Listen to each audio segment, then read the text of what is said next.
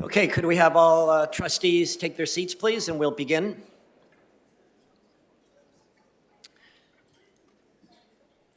Thank you. I'd like to call this meeting to order and welcome everyone to this public meeting of the Peel District School Board. As you are able, please stand with us for the land acknowledgement and our national anthem.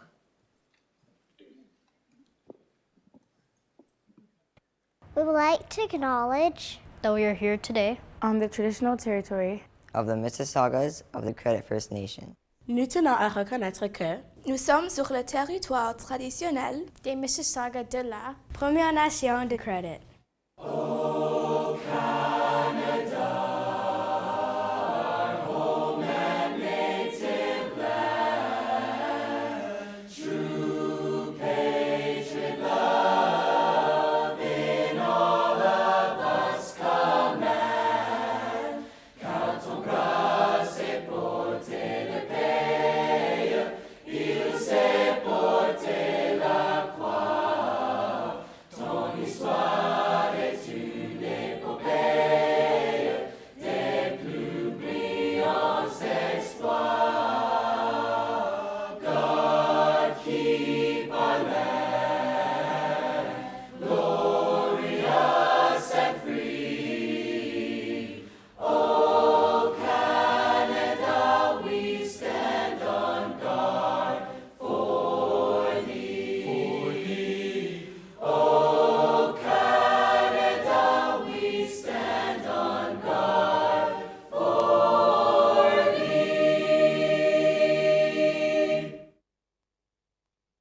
Thank you.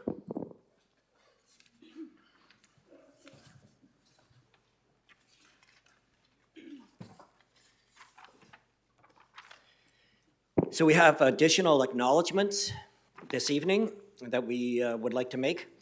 On behalf of the Peel District School Board and Board of Trustees, it gives me great pleasure to recognize Hindu Heritage Month. As part of the board's commitment to equity and inclusion and to help better reflect student identity, trustees approved a motion on April the 9th, 2019 to recognize and celebrate Hindu Heritage Month in the month of November. The province of Ontario declared the month of November in each year as Hindu Heritage Month in 2016.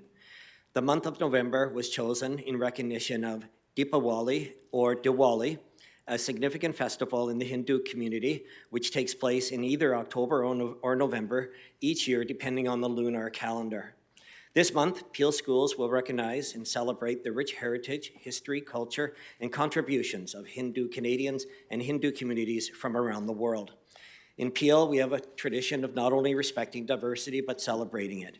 And we are proud to be part of a community that lives and breathes these sentiments daily. We take our commitment to support students and staff seriously, and we will continue to be advocates for inclusion and celebrate our rich diversity. We're better and stronger because of it. We're incredibly fortunate to welcome students and staff from Castlemore Public School to tonight's board meeting to share the ways in which their school community has recognized Hindu Heritage Month. We look forward to hearing from them shortly. In addition to the recognition of Hindu Heritage Month, it also gives me great pleasure to recognize Indigenous Heritage Month at the Peel District School Board. As part of the board's commitment to equity and inclusion, trustees approved a motion on June 19th, 2019 to recognize and celebrate Indigenous Heritage Month in the month of November. While the Government of Canada recognizes National Indigenous History Month in June, the Peel Board chose to recognize Indigenous Heritage Month in November as it includes several dates of importance, including Treaty Recognition Week, Indigenous Veterans Day, Louis Riel Day, and the Peel Community Cultural Indigenous Celebration and Powwow. This month, Peelschools will honor the heritage, contributions, and diversity of Indigenous peoples in Canada. It is also an opportunity to recognize the strength of present-day Indigenous communities. The Peel Board recognizes the importance of increased awareness and support of Indigenous students and staff. In the past few years, the board has held an Indigenous student gathering where students from across Peel joined together to celebrate and deepen their knowledge of Indigenous culture, heritage, and current perspectives. And in June 2018, the board raised the Mississaugas of the Credit First Nation flag at schools and work sites for the first time in recognition of their treaty territory.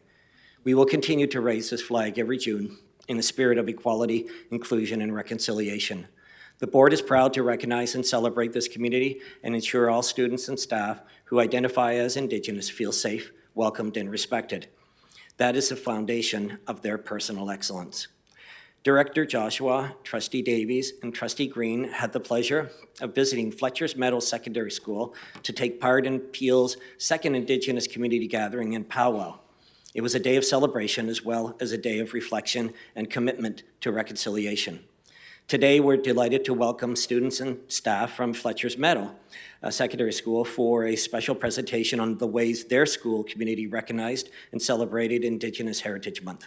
We look forward to hearing from you shortly, and thank you for joining us. Tonight, we have regrets from Trustee Andrews, and I would like to start off the meeting with something that I wanted to do, and so I'll share this with you. On August 27th, we had a board meeting, and in that board meeting, I had an interchange with Trustee Kathy McDonald. It was during that interchange that I raised my voice to her. And it is on audio, and upon deeper reflection and listening to the audio, I admit that I did that. And sometime in October, I sent Trustee McDonald an email saying that I would own that error, that it's something that I will do in public, and that's what I'm doing here now. I also left her a letter at her desk, which is my apology, and it's signed. So I apologize, Trustee McDonald, and I don't feel that that's my disposition to interact with people that way. I certainly have no history of that. But in that moment, if I could take it back, or if I could do it over again, I would definitely do it differently. So my apologies. Moving forward to the approval of the agenda. We have 3 additional requests to delegate that have been approved, so we will add those to delegations in the agenda at 7.2, 7.3, and 7.4. And trustees would see these on the blue sheet that is at your desk. Also, item 9.10 has been added as a report regarding the board's teaching assistant allocation for 2019-2020. And 12.4 is an additional OPSPA Connects, e-Connects for dated November 25th. Are there any other amendments to the agenda?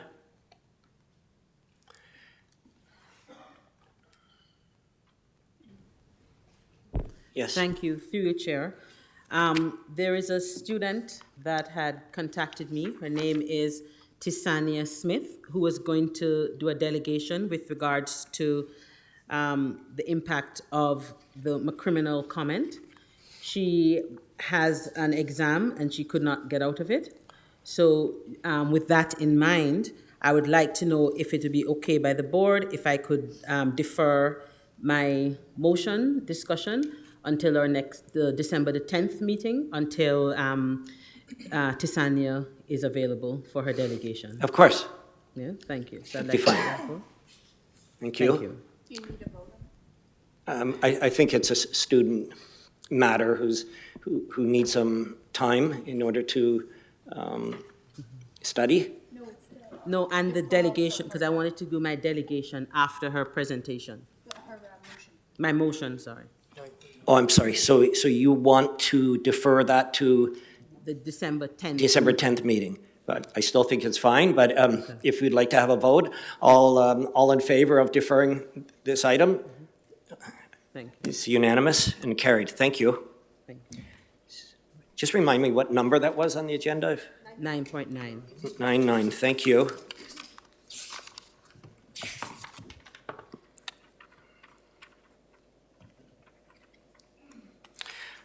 And also, so now we're at the approval of the agenda.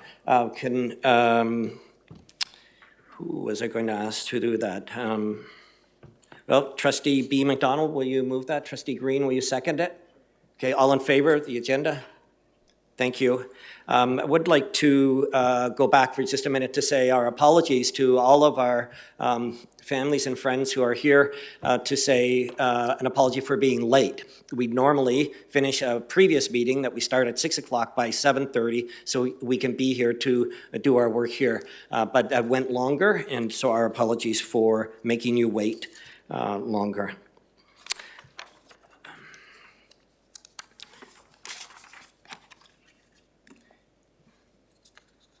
So now we're going to special presentations. And in this section, we are going to hear from our two schools, sets of students from our two schools, with a mini introduction here for that. As you know, schools across Peel have been busy this month participating in a number of activities that recognize and celebrate the rich heritage, history, culture, and contributions of Hindu and Indigenous communities. Today, as mentioned, we're fortunate to have two special presentations. The first by students from Castlemore Public School in recognition of Hindu Heritage Month, and the second by students from Fletcher's Meadows Secondary School in recognition of Indigenous Heritage Month, who will share a bit about the activities and learning opportunities taking place at their respective schools. From Castlemore Public School, please join me in welcoming, and as students, as I say your name, if you might wave so we can see you, that you're here and recognize you. Duwani Patel, thank you. Nishi Patel, thank you. And Melissa Francis, Vice Principal, thank you. Thank you for coming with your students, and please come forward to share with us what you would like to.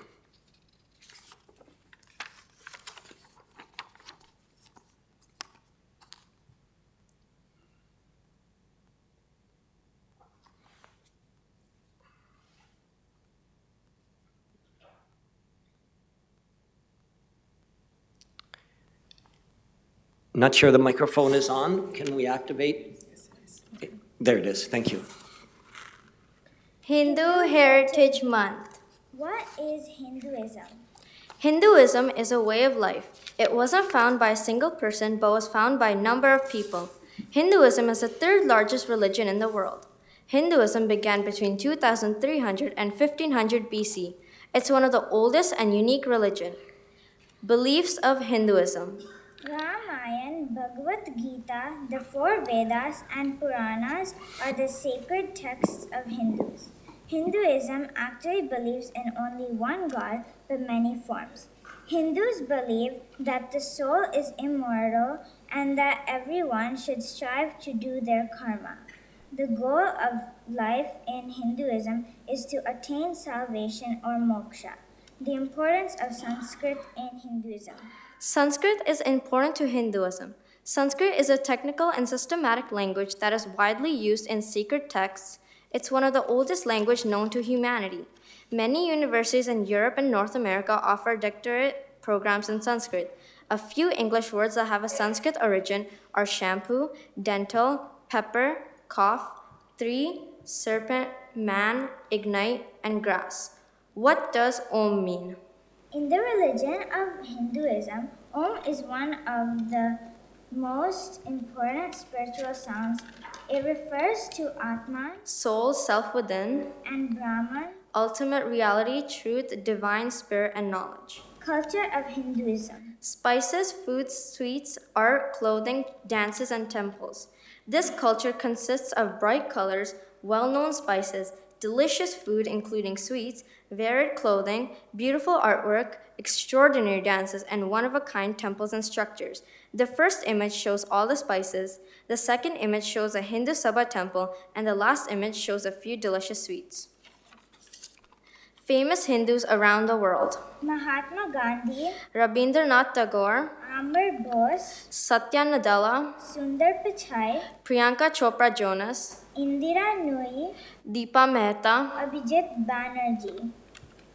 Inventions: Zero, Sundial, yoga, meditation, and Ayurveda are some inventions by Hindus. Music and musical instruments. Music and dance is an integral part of growing up in a Hindu family. It includes Indian classical music, kirtan, bhajan, and other musical genres. Ragas are a common form of Hindu music in classical India. The most common Hindu bhajan in North India is Om Jai Jagdish Hare. Bharatanatyam, Odissi, and Kathak are some of the popular Indian classical dance forms. Celebrations. Diwali, Holi, Navratri Raksha Bandhan, are some of the popular Hindu celebrations. Hindu Heritage Month at Castlemore. At Castlemore, we are celebrating Hindu heritage for the month of November. The foyer has been decorated with artifacts reflecting the rich heritage of Hinduism. The students who wanted to learn more about the religion met weekly during nutrition breaks. They watched videos, had guest speakers come in, and engaged in activities reflective of Hindu culture.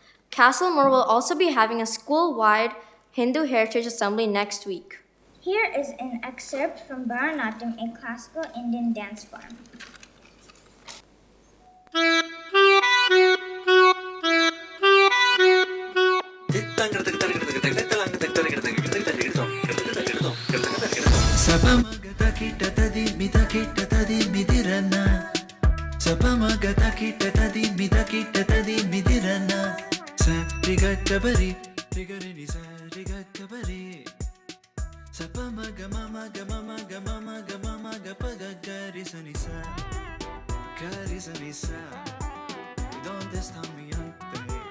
Say yeah, yeah, yeah.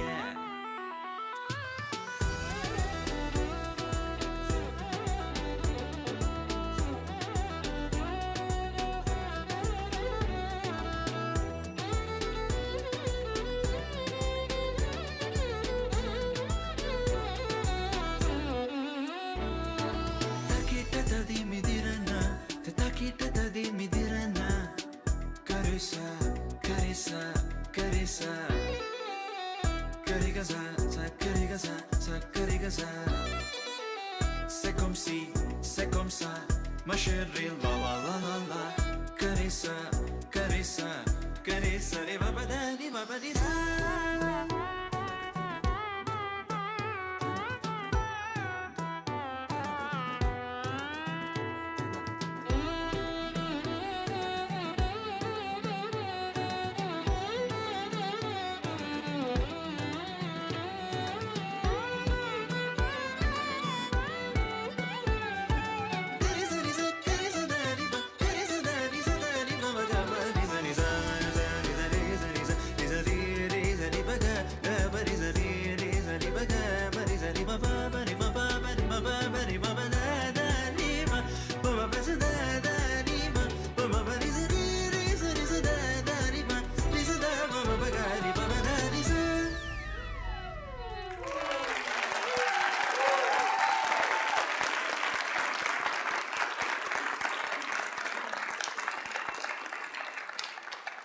Please stay.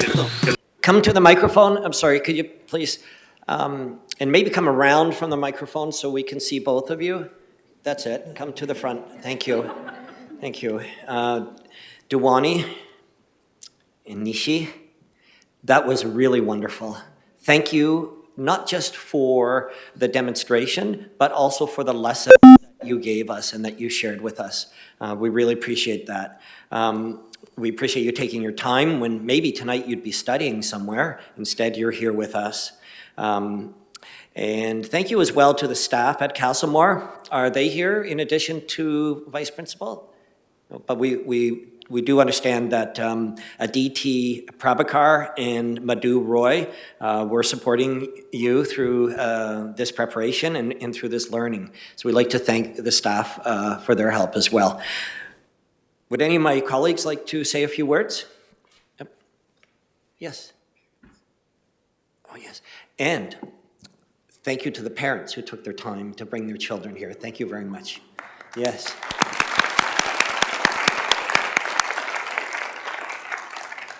How proud are you, Vice Principal Francis? Very proud, yes, indeed. Trustee DeKroop. Thank you very much. That was a wonderful performance, and thank you for giving us more information about Hinduism. I've learned a lot today, and I just want to say also thank you to our staff for all your support with that, and our communications department who we... I don't know. I didn't do that. You know, who really were able to get all of this all of the resources to the schools. And I honestly, seeing you guys perform and hearing to you speak about your religion and culture and religions that are around us in our schools, it really shows me this is the world that I want my children to grow up in, where everyone feels celebrated and everyone feels included, and nobody feels that nobody understands them or misjudges them because they don't have enough information. So thank you for doing that, because you're a big part of that today. And thank you to my colleagues for supporting the motion. Thanks. We still have a couple more speakers, students. We have a couple more speakers who'd like to say something to you. This is Trustee Davies. That was the perfect presentation because it was both informative and interesting. So thank you very much. I learned a lot.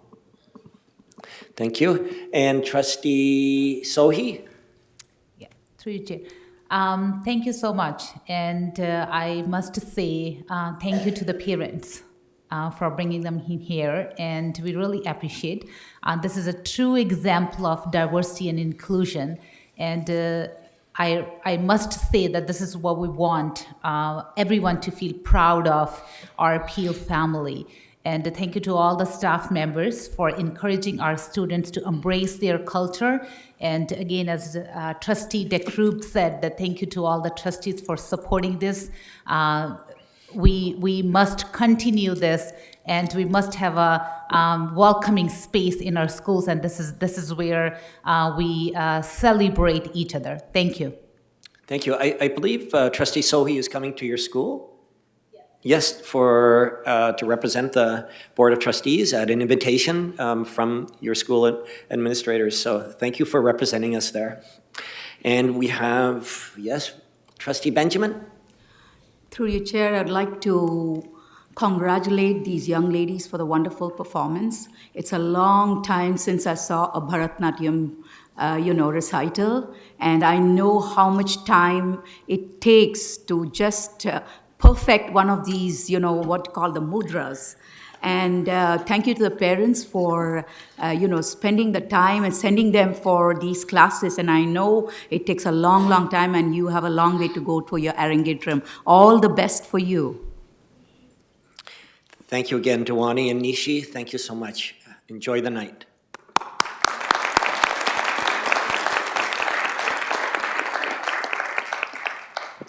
So up next, please join me in welcoming the following students and staff from Fletcher's Meadows Secondary School. Again, students, if you would stand and wave to us so we know you're here as I call your name. Arjun Atwal. Wonderful. Harshini Chinian. Thank you. Alyssa Crawford-Dixon. Mariah Crawford-Dickinson. Dickinson.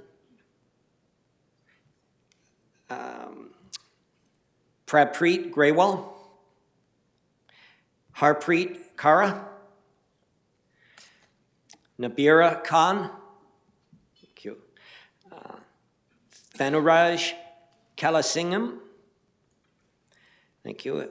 Aisha Majid, Elisha Manchanda, Jasmine Moka, Blake Puri, Yosemine Kaderi, Mia Satyanandisi Vam. I'm sorry. Kathana Sirikandarajan, Abby Thompson Stump, Jonathan Umwango, Sharice Watson, Althea Grant, principal? Yes, that is you. Hello, Althea. Katie Wilson, vice principal. So Althea is a principal, Katie's a vice principal. Tim Miller, a dramatic arts teacher. Tim, thank you. John Castillo, a dramatic arts teacher as well. Thank you. And Andrea Mitchell Patkow, a dance teacher at the school. There she is. Thank you. Well, thank you for sharing. Yes? The acting vice principal, Ms. Lewis, is also there. Acting Vice Principal Janice Lewis. Can you wave? Thank you. Thank you. I'm sorry you weren't on my list, but thank you for joining us for sure. So we would call on our Fletcher's Meadow Secondary School students to share with us what you would like. Come on forward. I'm one of the older students.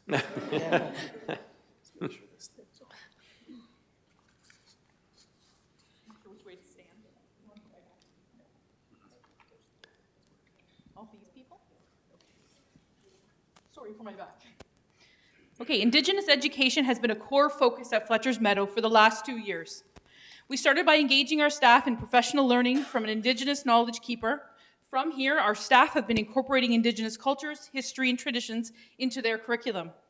In addition, we have been able to provide additional learning for staff and students through a variety of school-wide projects, events, and initiatives. We can learn a lot about our world through Indigenous cultures, and we have seen our Indigenous students benefit from having their realities, experiences, and contributions throughout our curriculum and school-wide initiatives. I'm an improv teacher, so using notes is really weird. Just take a quick moment. We did forget 4 young men over here. Guys, can you just raise your hands, please? Yeah, there's, for some reason, their names are missed. During Heritage Month at Fletcher's, we do a number of different things. One of the things we are doing is Indigenous Minutes, which is an ode to those old heritage minutes that you see on TV every once in a while. Essentially, it's a 1.5 to 2 minutes presentation to raise awareness and understanding of different Indigenous issues, their culture, their traditions, their history. You'll see an example of that later on in the presentation. We recently celebrated Louis Riel Day. We're also very proud of a red dress installation, art installation and education piece to honor and to raise awareness about Indigenous women across Turtle Island. And finally, very excited that we have an Indigenous DJ joining us on Friday to spin the turntables and drop it like it's hot. Today's video and performances will showcase our talented dance and drama students and teachers, as well as some of the initiatives Fletcher's Meadow has taken part in, including our recent 2nd annual community gathering and powwow in partnership with Algoma University, the Indigenous Network, Fletcher's Meadow, and the Peel District School Board, and our traditional birch bark canoe build that made as part of the Four Canoes project.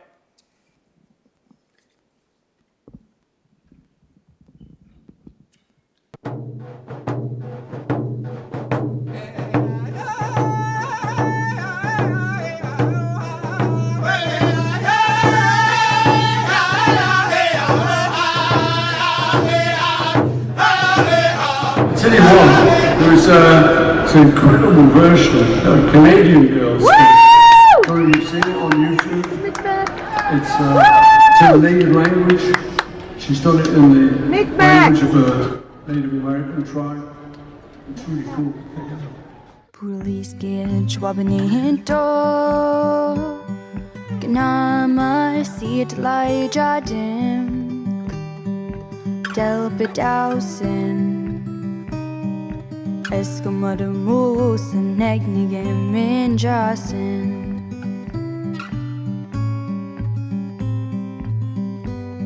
Pudaliski Schwabanihinto. Ola bin again, midage. Del bedausen. Eskimodamus and Negnigam Sayasin.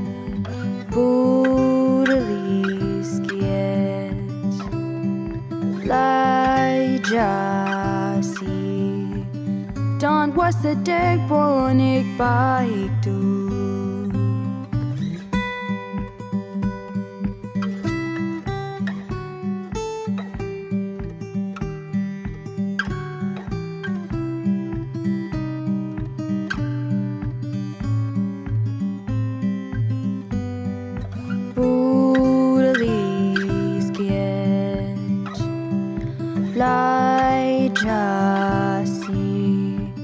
Don was the deg bonik baik du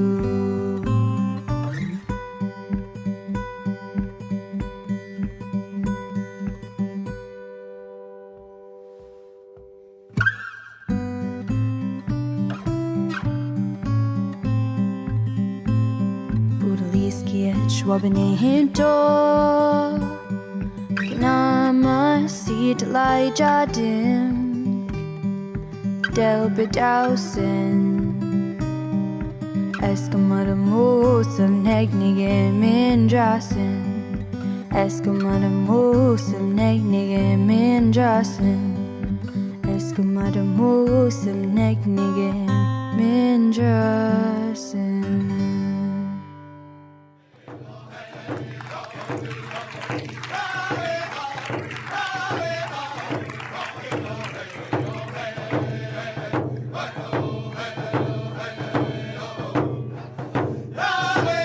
To begin, we would like to acknowledge the Mississaugas of Credit Nation, the Haudenosaunee, and the Huron-Wendat, the original keepers of this land, to honor the land itself and the people who have cared for it throughout the generations.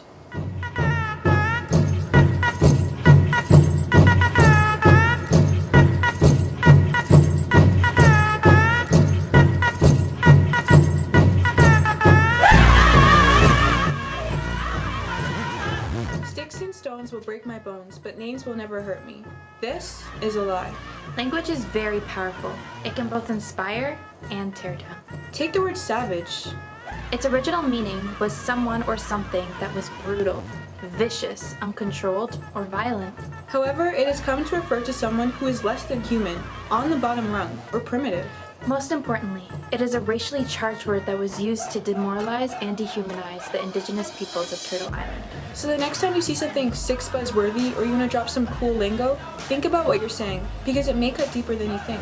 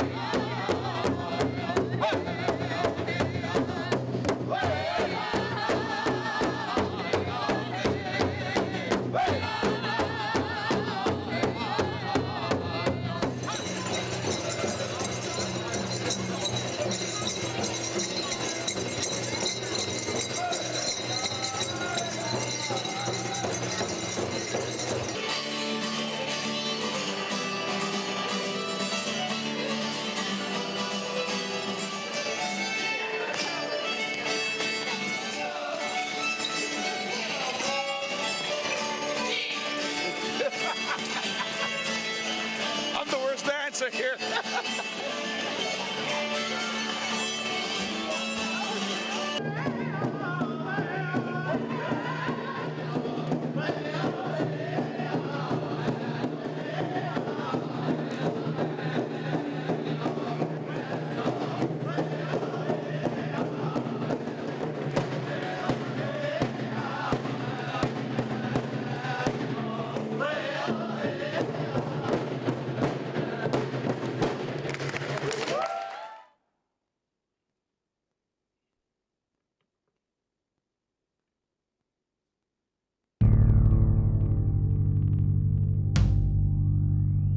I lost my talk. The talk you took away. When I was a little girl at Shubenacadie School, you snatched it away.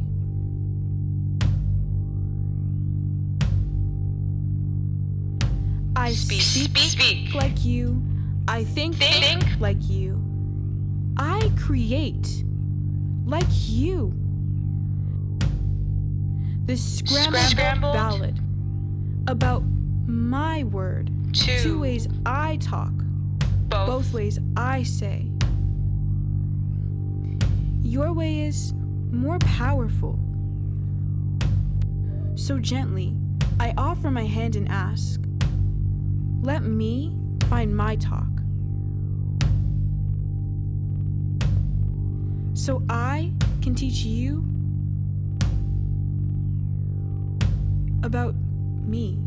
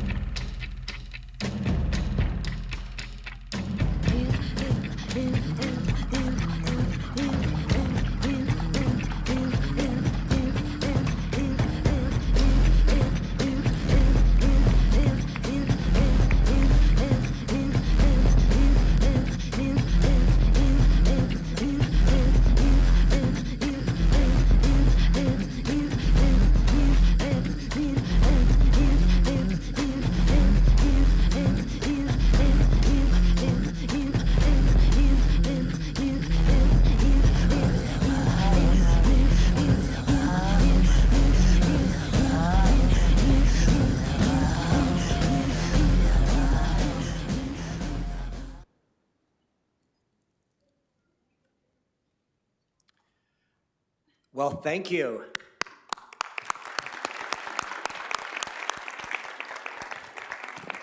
And students and staff, if you don't have to leave just yet, if you do, we understand, but if you don't have to leave, because we will open it up for comments from trustees around the table who may like to say something special to you as well.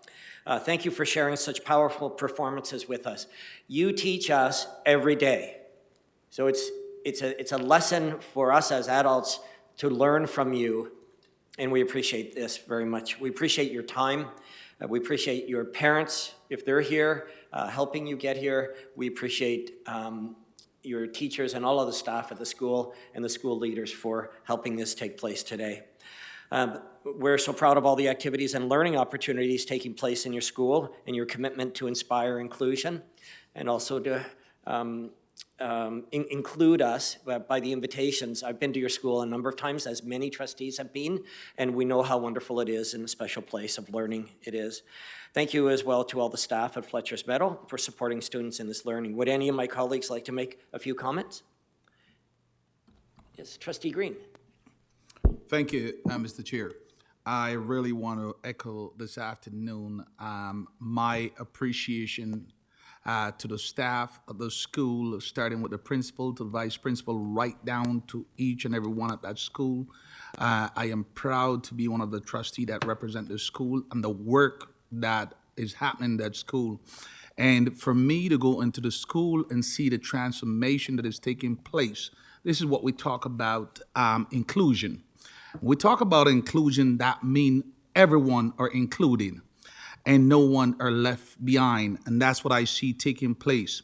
When we talk about inspiring confidence, hope in our student, this is inspiring confidence and hope. Because when we can teach kids about their heritage, They can learn their heritage so they know where they're going, because without you knowing where you're coming from, you cannot know where you're going.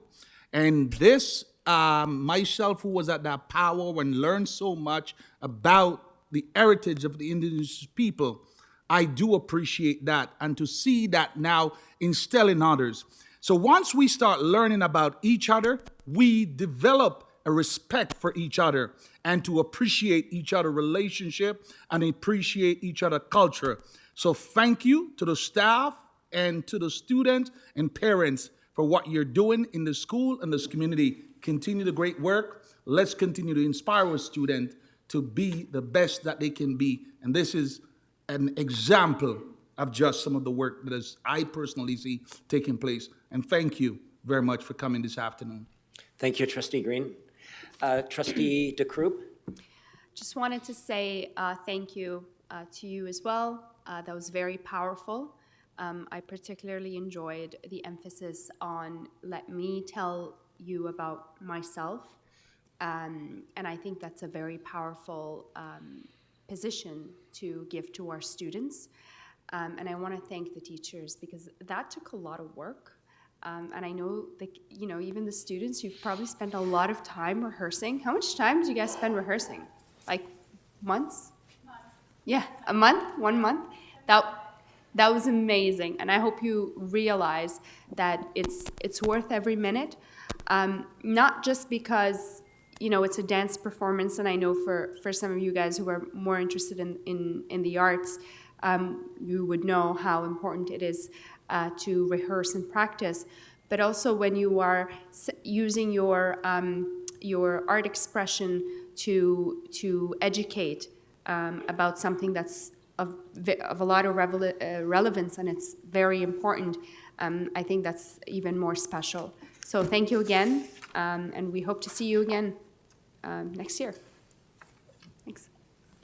Thank you, Trustee DeCroop. Student Trustee Aurora. Thank you, and through you, Chair. As someone who is all for integrative learning, this was by far the primest example of why it is necessary for us to integrate our learnings and have applied learning throughout our curriculum. And your presentation and performance here, it was just wonderful. I know I speak for many of the trustees when I say this, that I absolutely got shivers when you depicted the harsh realities of the issues that the Indigenous communities do face. It was so important in reiterating the fact that we must continue to work towards our journey of truth and reconciliation. And I would like to thank the staff and the educators who really try to empower a community of acceptance and awareness. At surface, it might seem like just a performance of art, but it's more than that. As Trustee Green mentioned, it is so much more than that. You are really instilling values of stewardship within this whole new generation, and I'm so excited to see what we as a generation that is more aware and more accepting can do, and hopefully we can resolve so many more issues from having these positive mindsets. So thank you very much to all the educators once again. Thank you. Thank you, Trustee Aurora. Trustee Kay McDonald. Yes, thank you. First, I'd just like to say apologies that I wasn't able to attend the event, but I was out of the country. I wouldn't have missed it for the world. And I can see it was a grand, fun time. But I'm also happy that you didn't videotape me trying to dance those dance moves. But you know, I too also got shivers listening to this presentation. And it's funny because when you hear the stories of any group of people that's marginalized or discriminated against, the stories are basically the same, very, very similar. It's name calling, it's the dehumanizing of people, it's the making fun of people. And, you know, I admire the resilience of the community, and I hope, and I will, as a trustee, do my hardest to make sure that the stories get being told and your stories are integrated in the curriculum. So thank you very much for this presentation and for teaching us all. Thank you. Thank you, Trustee McDonald. Any other speakers? None. One final word. Thank you again to all the students and staff from Castlemore Public School and Fletcher's Meadows Secondary School for sharing with us tonight. In public education, we have an opportunity to create environments that foster inclusion and celebrate diversities. Instilling these shared values in our students will help create a more inclusive future for our community. In Peel, we say we're Peel proud, and when we see the depth of learning taking place in Peel schools and the commitment to equity and inclusion, we feel proud. Proud of all the work being done to ensure that we inspire success, confidence, and hope in each and every student. Thank you again, everyone.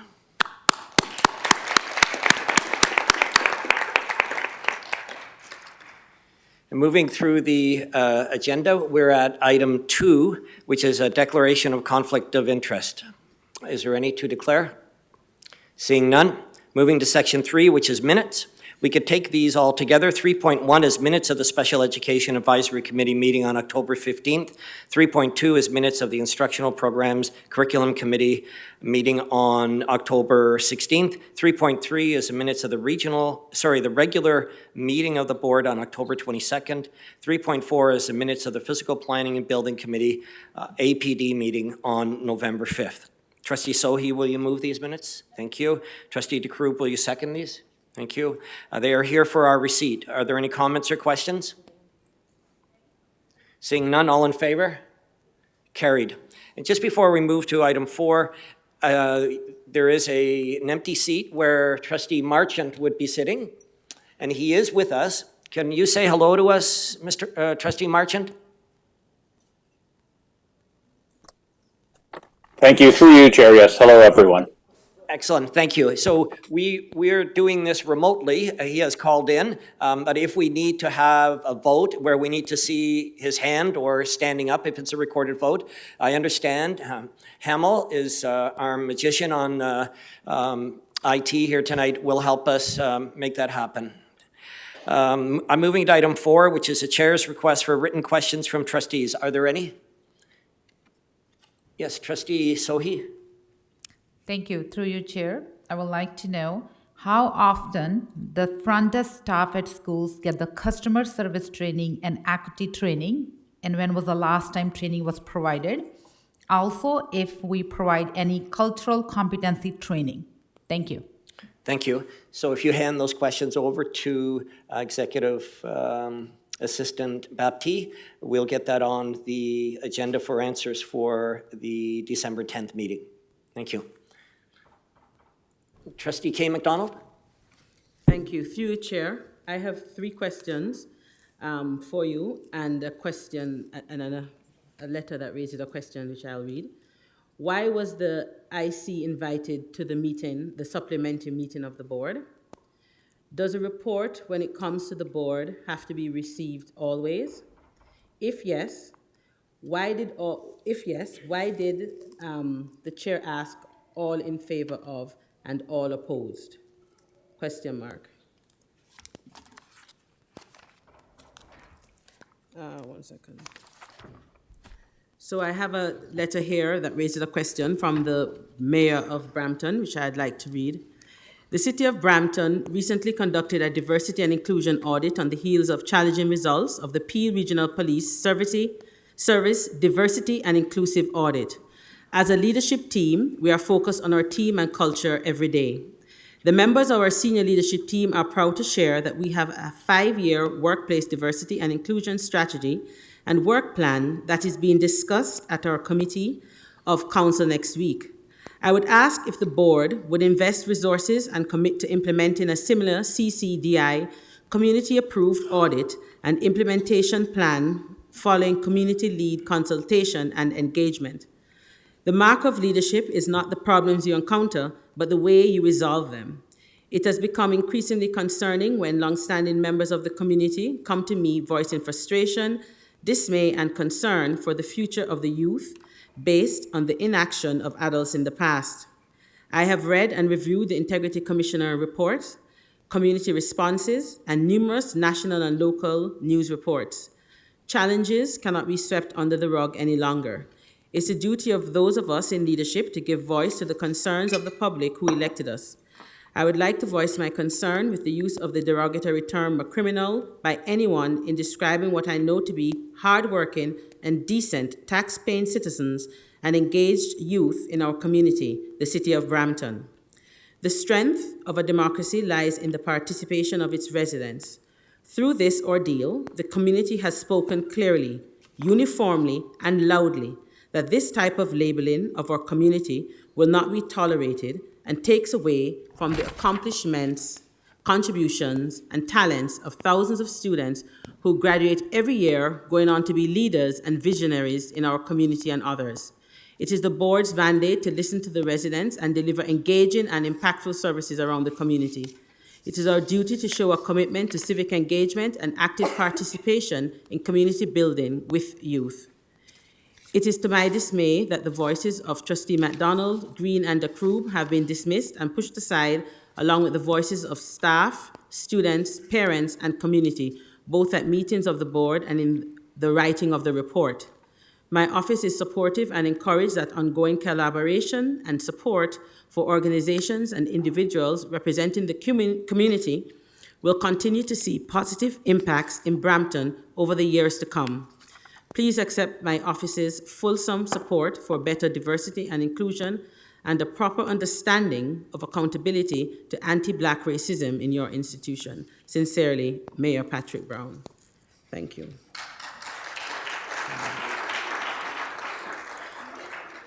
So do you want, you're submitting that for? It's a question, he has asked a question in it. So I read it. Your question is? No, so I give the questions here, and he has submitted a question here. And I have another question to read to you. Okay. So you'll submit those Yeah. to the executive assistant? I will. And we'll attempt to get answers, depending on how many questions there are. We always say that to delegations. The attempt will be to get answers by December 10th meeting. Okay, thank you. And the final question is, if the Integrity Commissioner's report is merely her advice or suggestion, does the Peel District School Board have to adopt her findings? Okay, that's another question. Thank you. You can add that, and we'll work on that in the next 2 weeks. Thank you. Trustee Benjamin? Oops, sorry. Okay. There you go. Through you, Chair, I would just like to ask two questions. This is related to a report in the Mississauga News dated 14th November 2019 regarding new safe drinking water regulation. My question number one is, did the PDSB receive additional funding requested from the ministry for testing lead content in the drinking water systems between 2007 and 2019? And question two is, since one-time use of plastic bottled water is not going to be allowed in the PDSB schools after December 2020, will the PDSB be able to provide safe drinking water filling stations in all schools before or by December 2020? Okay, thank you. Again, submit those to Mrs. Baptiste, and we'll work towards answers for December 10th. Are there any other written questions from trustees? Seeing none, we'll move on to item 5, which is notices of motion and petitions. Are there any? Seeing none. Item 6 is special section for receipt. 6.1 is a list of retirements. 6.2 is Peel Custodial and Maintenance Workers Appreciation Day, November 29th. 6.3 is an update on Hindu Heritage Month, recognized in November. 6.4 is an update on Indigenous Heritage Month, recognized in November. Trustee B. McDonald, will you move this section for receipt, please? Trustee Benjamin, will you second this? Yes. Thank you. Are there any questions or comments from trustees? Yes, Trustee Sohi. Yeah, I'll speak to 6.2. We appreciate our custodial workers who keep our schools and other Peel school workplaces across the board running smoothly. They operate behind the scenes and often underappreciated for the hard work they do day after day. They make sure our buildings are ready and sometimes in difficult weather conditions, and we appreciate your work. Thank you for all you do. Thank you. Yeah. Let's have a round of applause for our staff. Thank you, everyone. Item 7 is, yes, sorry, yes. I also just wanted to echo Trustee Belbear Sohi's comments too, because it takes all partners to ensure that our kids get the education that they are legally entitled to. And I'd really sincerely like to thank, because there's nothing more important. We hear, I'm not sure which scholar talks about the classroom as the third environment. So, even a clean school is so important for good learning. So thank you very much to the QP Excellent. team. Thank you.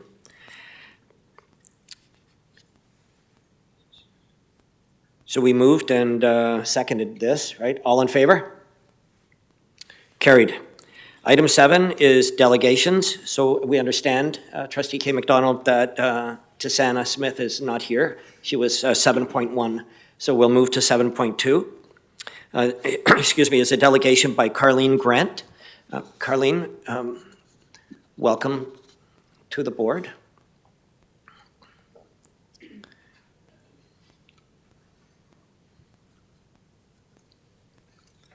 Good evening.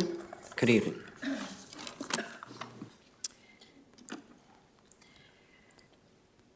As a parent of a young boy who was an honors graduate of McCrimmon Middle School and who now attends university, I'm offended.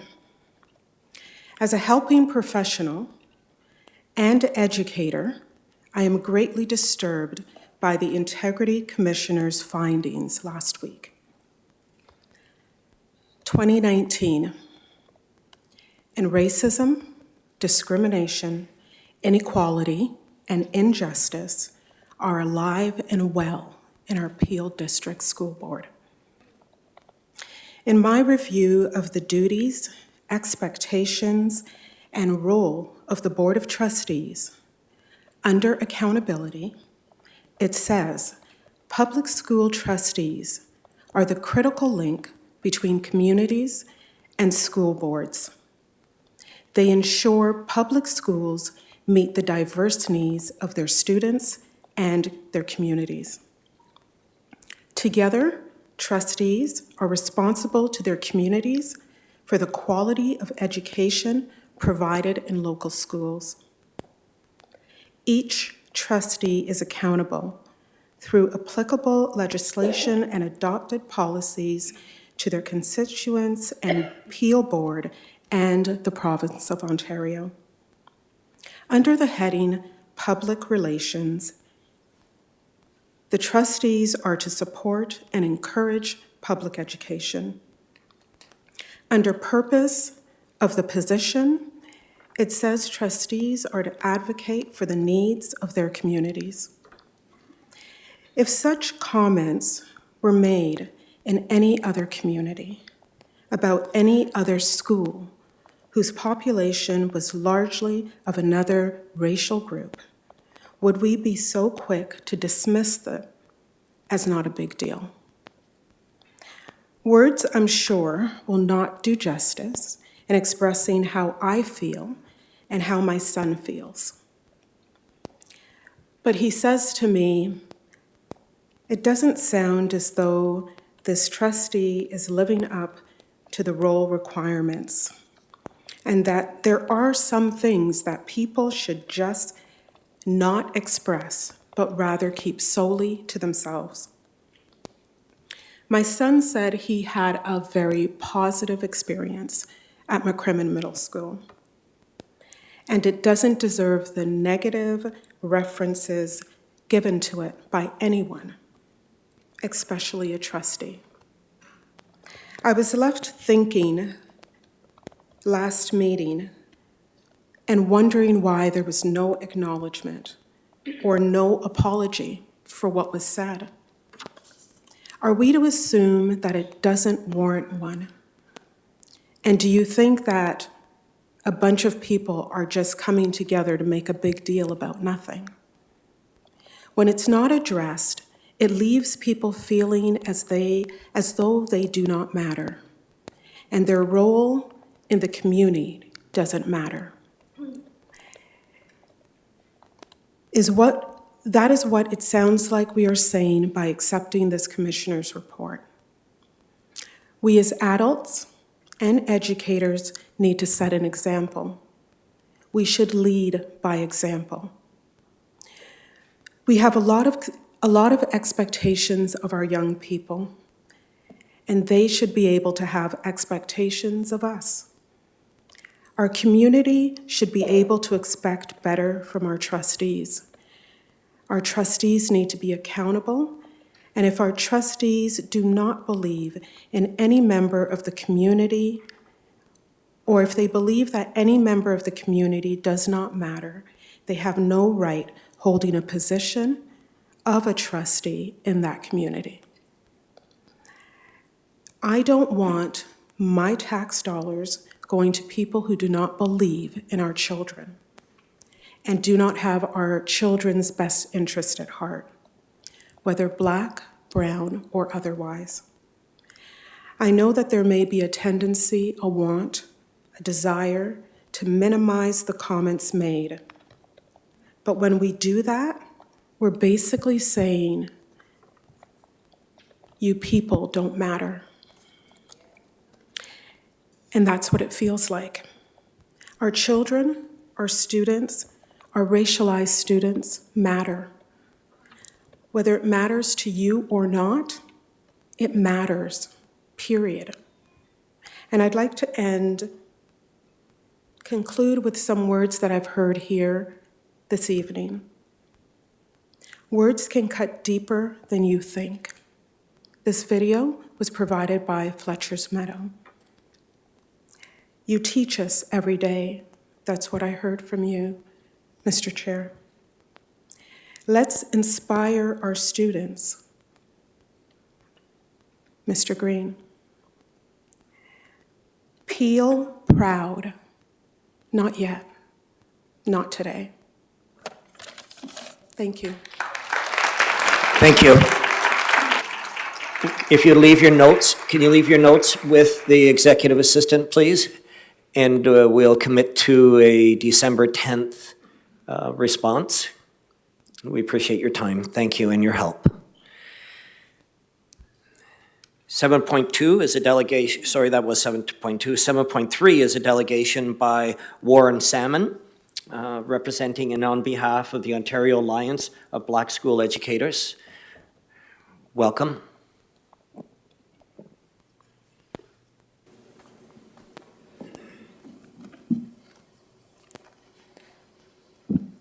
Good evening, everyone.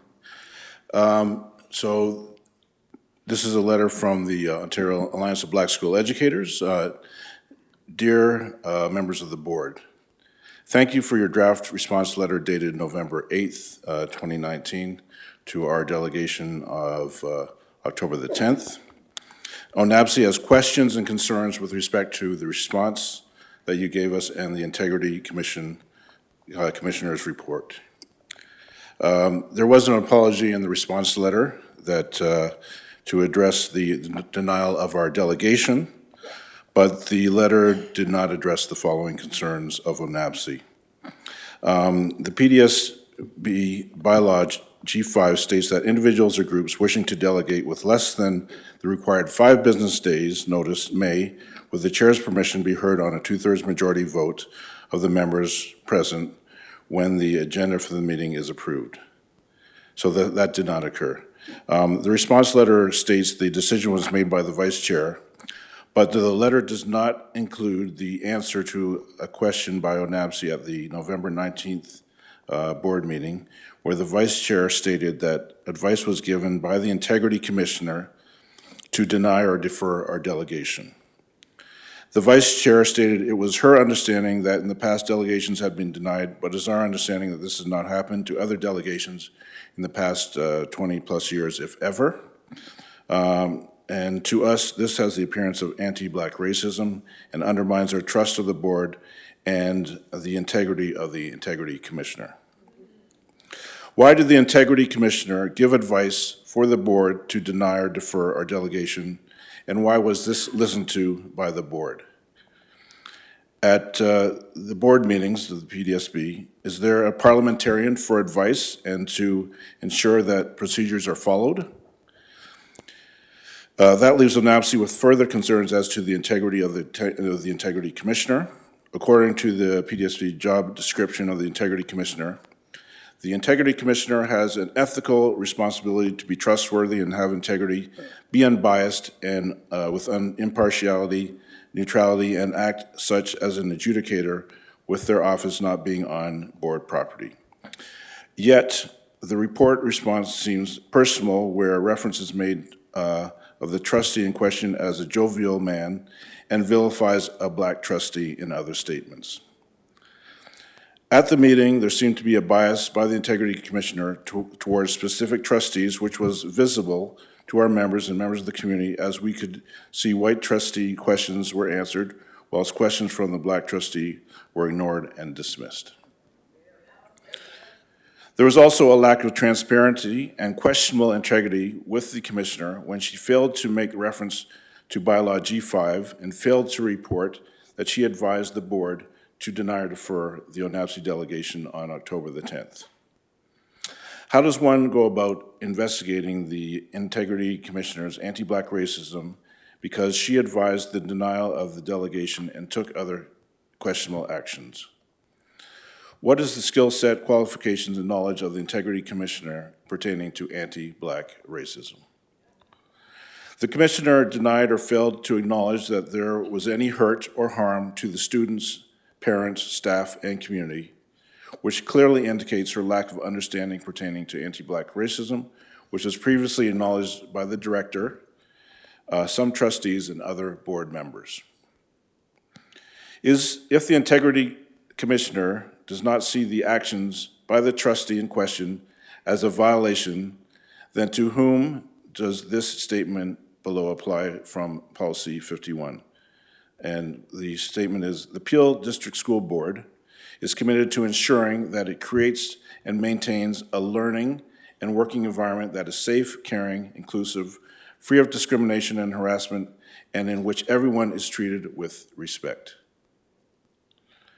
ONAPSI no longer sees this as an unbiased process. Going forward, we need to ensure that procedures are in place that are followed by all employees and board members within the PDSB with an understanding that anti-black racism is not the same as racism towards other groups of people.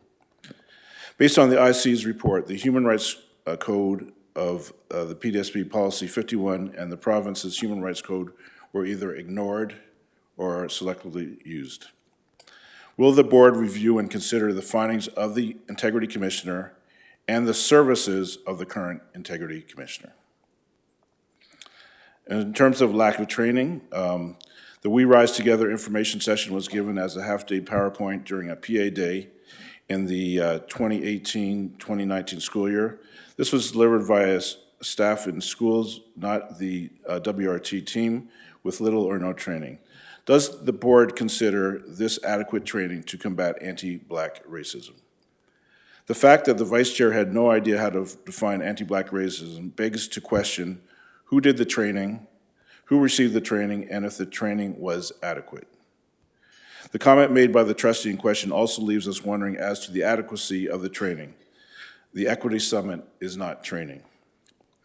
The Equity Summit is a series of workshops around various themes connected to equity. The summit did not solely concentrate on anti-black racism. Staff and trustees selected which workshops they wanted to attend. Any workshops connected to anti-black racism were optional. Can the trustee in question confirm his attendance in a workshop connected to anti-black racism? If so, which workshop did he attend? Did the Peel Board do a follow-up session involving all Peel Board staff at various levels? During the 2016 to 2018, how many of these working on the We Rise Together initiatives have moved on to positions of promotion and higher system leadership positions, example, administration? Regarding the current resource person or persons connected to the current operation of We Rise Together during the 2019-2020 school year, can you please answer the following? What are the qualifications of the current staff members or members working full-time on the We Rise Together initiative? Of the many people working full-time in the We Rise Together initiative, how many identify as Black? What is the current budget attached to the We Rise Together initiative? A motion was put forward by a trustee for an anti-Black racism policy. When will the Peel District School Board have this policy in place? Will the board be considering a zero-tolerance stance with consequences pertaining to anti-Black racism? What are the policies mentioned in the response letter, and how are they used to address discrimination against Black children and staff? For example, how has the board addressed the prevalent use of the N-word in PDSB schools? Where is the PDSB with the anti-Black racism policy that it has pledged to develop? How will individuals be held accountable if it's not recognized when they have broken policy? Although items have been listed under key performance indicators, these fail to recognize or center the experiences of Black students, families, or staff. How does the PDSB plan to measure the impact of We Rise Together initiatives on Black students, families, and staff? What future plans will the board implement to combat ongoing systemic anti-Black racism? How will the board know if it's making a difference, and how will leverage the disaggregated data it is collecting to ensure the removal of barriers of Black student success? The PDSB's vote to receive the report from the Integrity Commissioner causes great concern and questions from our community in terms of the board's integrity, understanding, and commitment to combating anti-Black racism. We're looking forward to your response to our concerns as we work towards combating anti-Black racism in all forms in the Peel District School Board. Signed, the ONAPSI Board of Directors. Thank you. Thank you.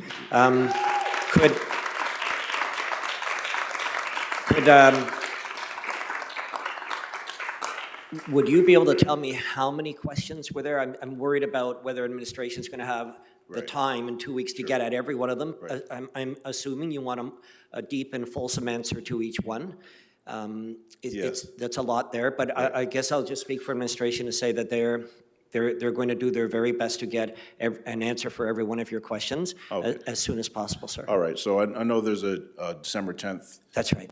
So if it needs to go beyond that, I don't know if you could answer, as many as possible by that date, and if they're considered an extension to the other questions if they're not answered by that date. Okay, that's fair. I think December 10th, we could say, is the target for us to answer. Thank you. All right, thank you. Appreciate your time and help.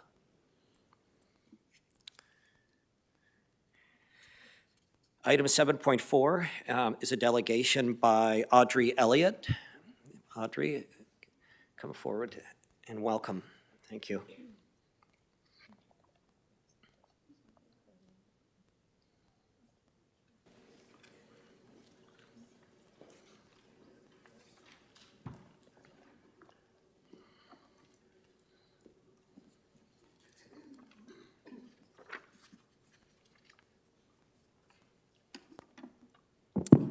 Good evening. Hi. First, I must say neither one of us are Audrey. I'm Valerie Williams, and this is Idris. Okay. My report, I'm reading on behalf of Audrey, and it is very short. So she says, when I reviewed the IC's report, I saw two things: systemic racism and anti-Black racism. And as Black people, we are expected to ignore the impact of the racist term used by Trustee Davies. As well, the report by the IC, which in large part made the issue about Trustee McDonald. I believe that Trustee McDonald had every right in her job as trustee to be looking out for, in this case, Black students, staff, and families. Nowhere in the report did it seem that the IC showed any empathy or understanding of what the Black students and staff at McCrimmon might have experienced, and nothing in her report suggested ways to mediate the situation. Instead, she further damaged the situation by refusing to answer questions posed by Trustee McDonald and adding her interpretation that because other schools have been stigmatized with negative names, it was okay to also stigmatize McCrimmon. As an employee of the school board, the IC should have been expected, prompted by the chair, to answer all questions posed to her, especially by Trustee McDonald, since she was named in what could be considered a harmful way in the report. In fact, the IC should have been available to answer questions from the public. The hostility the IC displayed to both Trustees McDonald and DeCrube was unacceptable. The IC also refused to identify the people she interviewed to support her findings, which should have given cause for concern. An unbiased person should not be concerned about being identified. In the report, the IC seemed to be saying that because Trustee Davies is part Japanese, it is not likely that he was being racist in his comments. There is no empirical data to show that racialized people cannot be racist against other racialized groups. In fact, if we look at racism as systemic, we would indeed see that it is very easy for one race In fact, if we look at racism as systemic, we would indeed see that it is very easy for one person from one race who is viewed to be more privileged and have status to be racist against one viewed not to have as much status. It is for this reason that we believe both Trustee Davies and the IC should vacate their positions.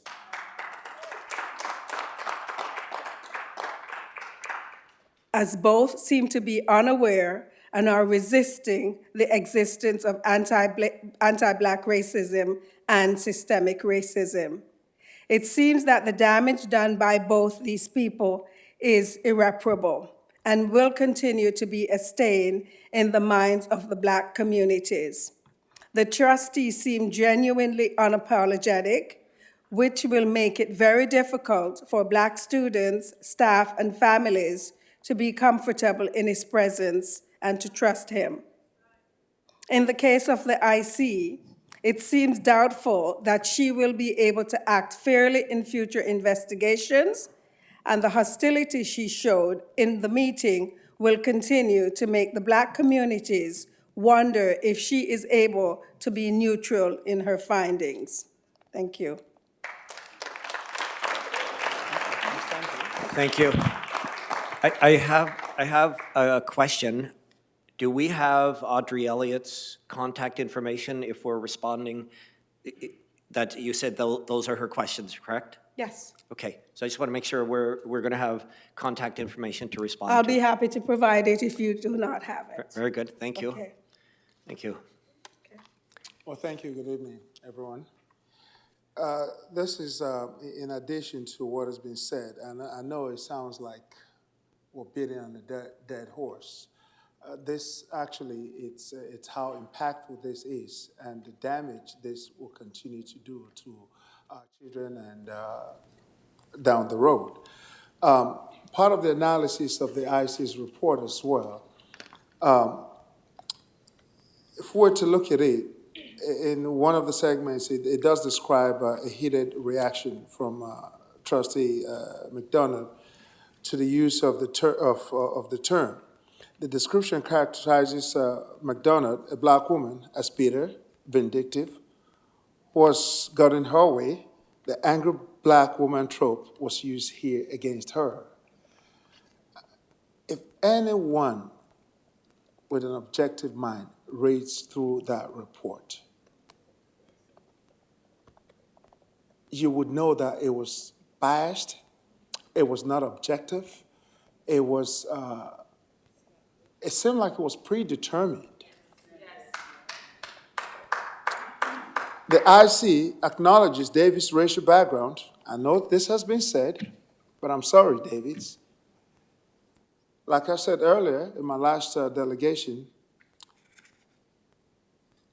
if I may want to thank you for bringing this up, You may be the originator, but you're not the face of this. Because those people who accepted the report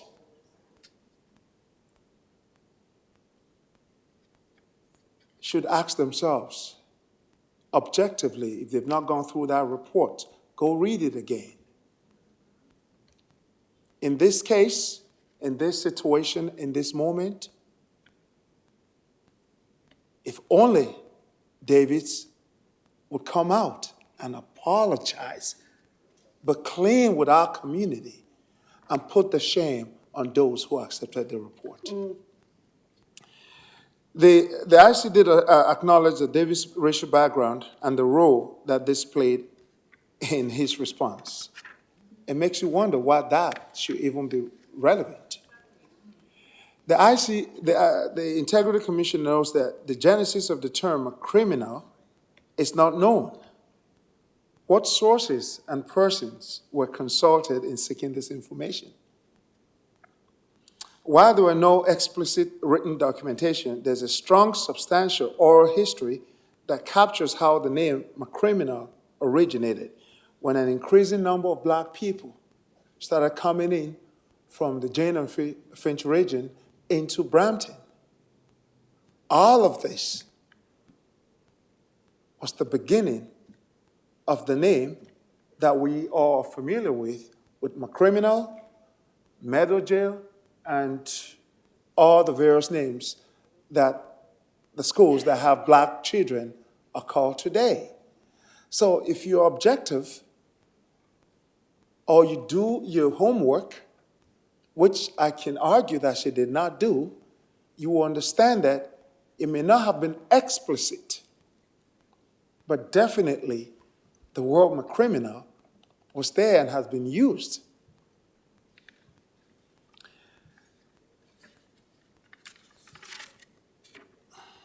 In the report, the IC knows that she asked McDonough for proof of the work that criminal has done to diminish the use and the impact of the term. But she states there was no answer provided. But meanwhile, we were here, I believe it was the delegation for October 10th, where we had a teacher from that school stood here and made it known the impact of that word. How could she not know that? The records of that. So it's either she just chose not to be bothered, or she was just completely not qualified to be the Integrity Commissioner.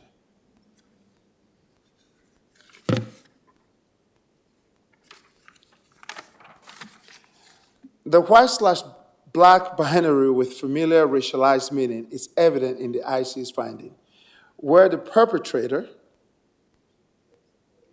Mr. Davis, was known as jovial and innocent, while the person who was hurt was positioned as irrational and unjustifiably angry. I mean, in 2019, I thought we've moved past that, where people ought to be objective. You cannot see this. You cannot be an observer of what transpired, and you have to put the person who is complaining as either she's complaining, the person that was hurt, the victim. It's now being victimized. In one of the analyses, the IC's report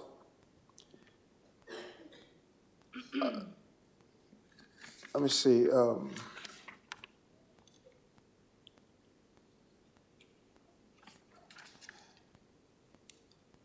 So we'll look at everything that's happened and how outraged the community is. You guys are going to continue to hear this all the time, every time that there's a board meeting. If you can measure, if you've never seen this before, you've awoken our community.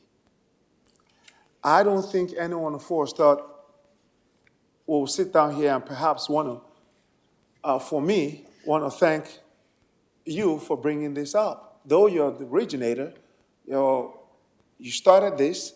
However, this is bigger than you.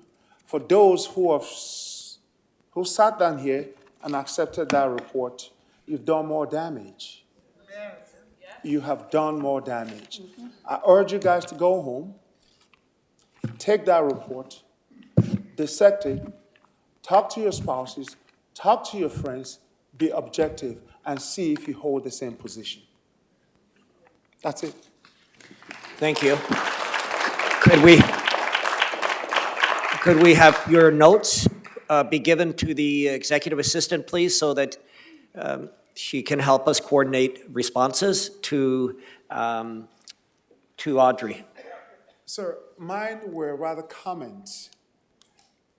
They weren't questions. I believe Mr. Simon's were questions. Okay. Mine was more to shed some light and to search your souls to make sure you guys can go home and reread the report and see if you come back with the same conclusion. Okay, so I just want to clarify, you're not expecting a response? For mine? A written response, No, I'm I sorry. think hers. Okay, Thank you. thank you. Thank you. Moving to item 8, which is old business. 8.1 is a response to the delegation by Alexis Dawson of the Ontario Alliance of Black School Educators regarding concerns of systemic racism.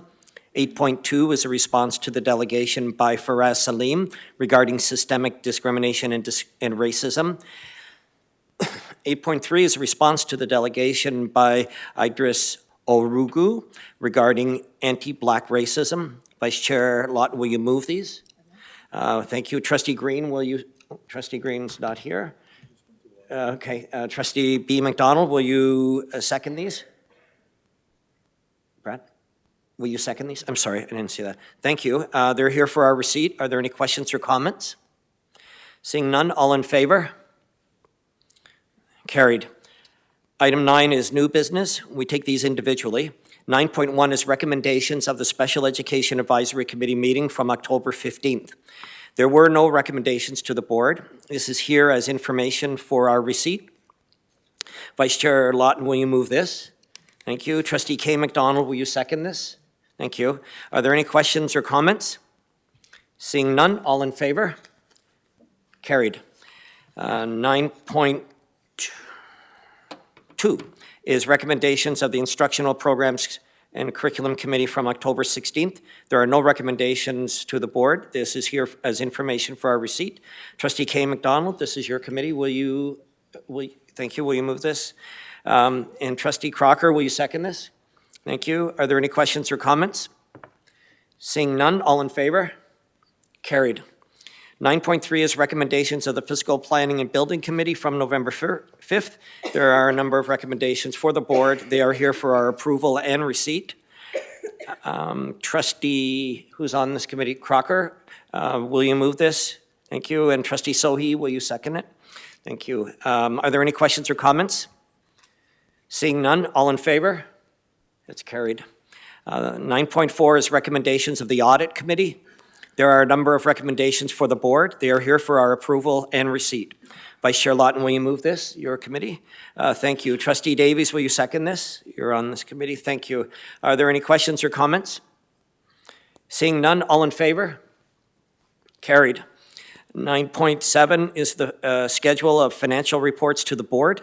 Trustee Sohi, will you move this? Thank you. And Trustee B. McDonald, will you second this? Thank you. Are there any questions or comments? All in favor? Carried. 9.8 is the working fund reserve transfers for the 2018-2019 year end. Trustee DeCroo, will you move this? Thank you. Trustee Davis, will you second this? Thank you. And are there any questions or comments? Seeing none, all in favor? Carried. So 9.9 was deferred for the December 10th meeting. So we go to 9.10, which is a report that's been walked on, report on the increase in teaching assistant allocation. Vice Chair Lawton, will you move this? Thank you. Trustee Davies, will you second this? Thank you. And this is here for our receipt or approval. Is it here for our, no, this is here for approval. Yes, this is here for our approval. All in favor? Sorry, can you hit your button so we can? Oh, yes, I'm sorry, thank you. Yes, this requires a recorded vote. So on item 9.9, the report on increase in teaching assistant allocation, all trustees in favor of this, of approving this report, please stand. Oh, I will stand for this, Chair. thank you, trustee Marchant.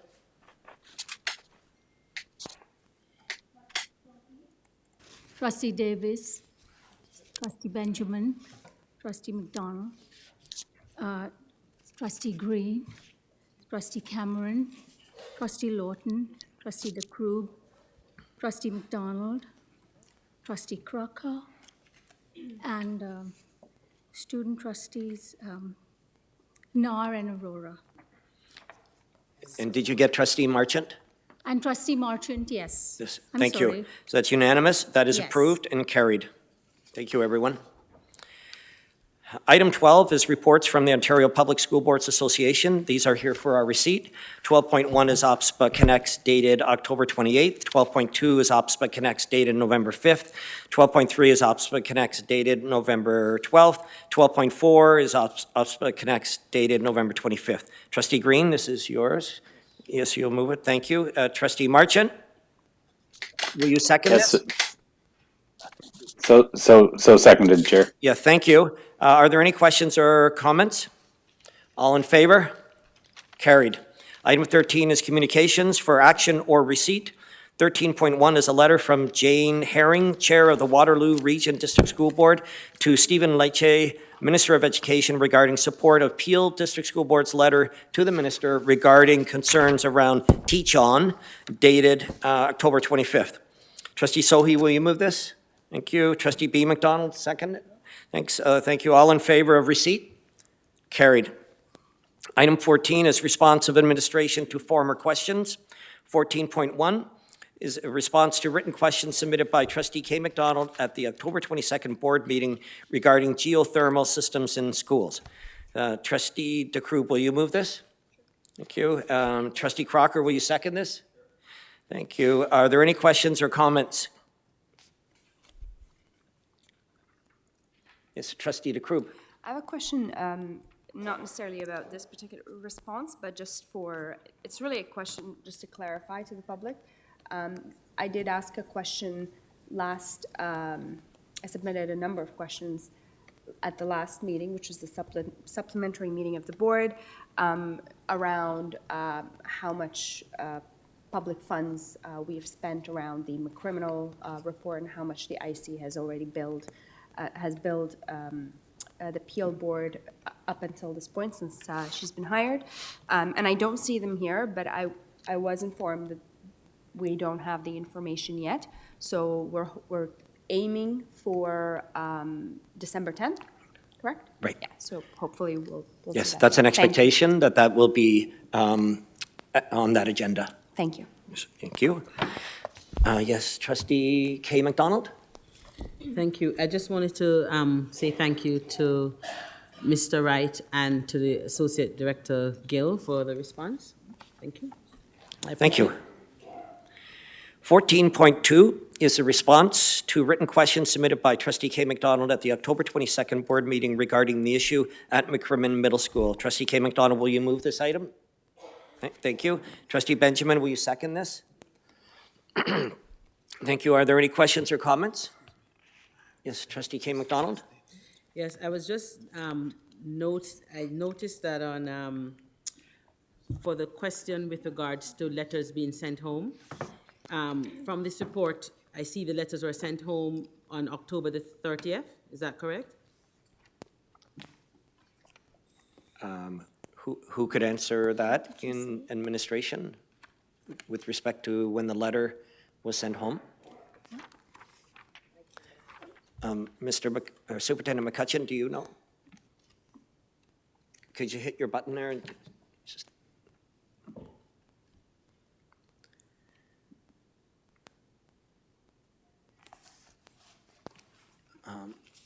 Thank you. It's my understanding that, yes, October 30th, the Center Voice message was sent home to parents. Okay, October 30th, Center Voice message went to parents. And were there any letters sent individual letters, just Center Voice and on the website?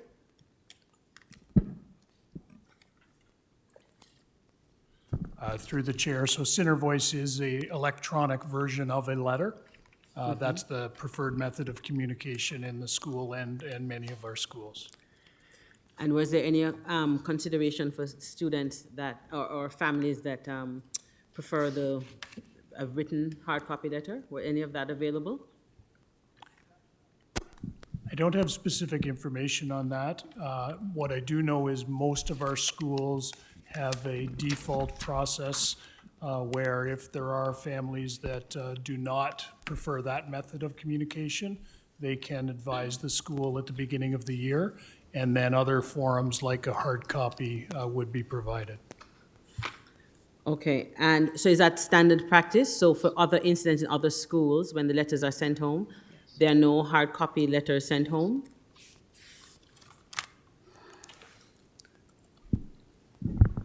I can't speak for all schools in the board, but I can speak from my experience with the schools I work with. Okay. That typically that is the default mechanism at this point, but they certainly do acknowledge and support other methods of communication as they're identified as the preferred method.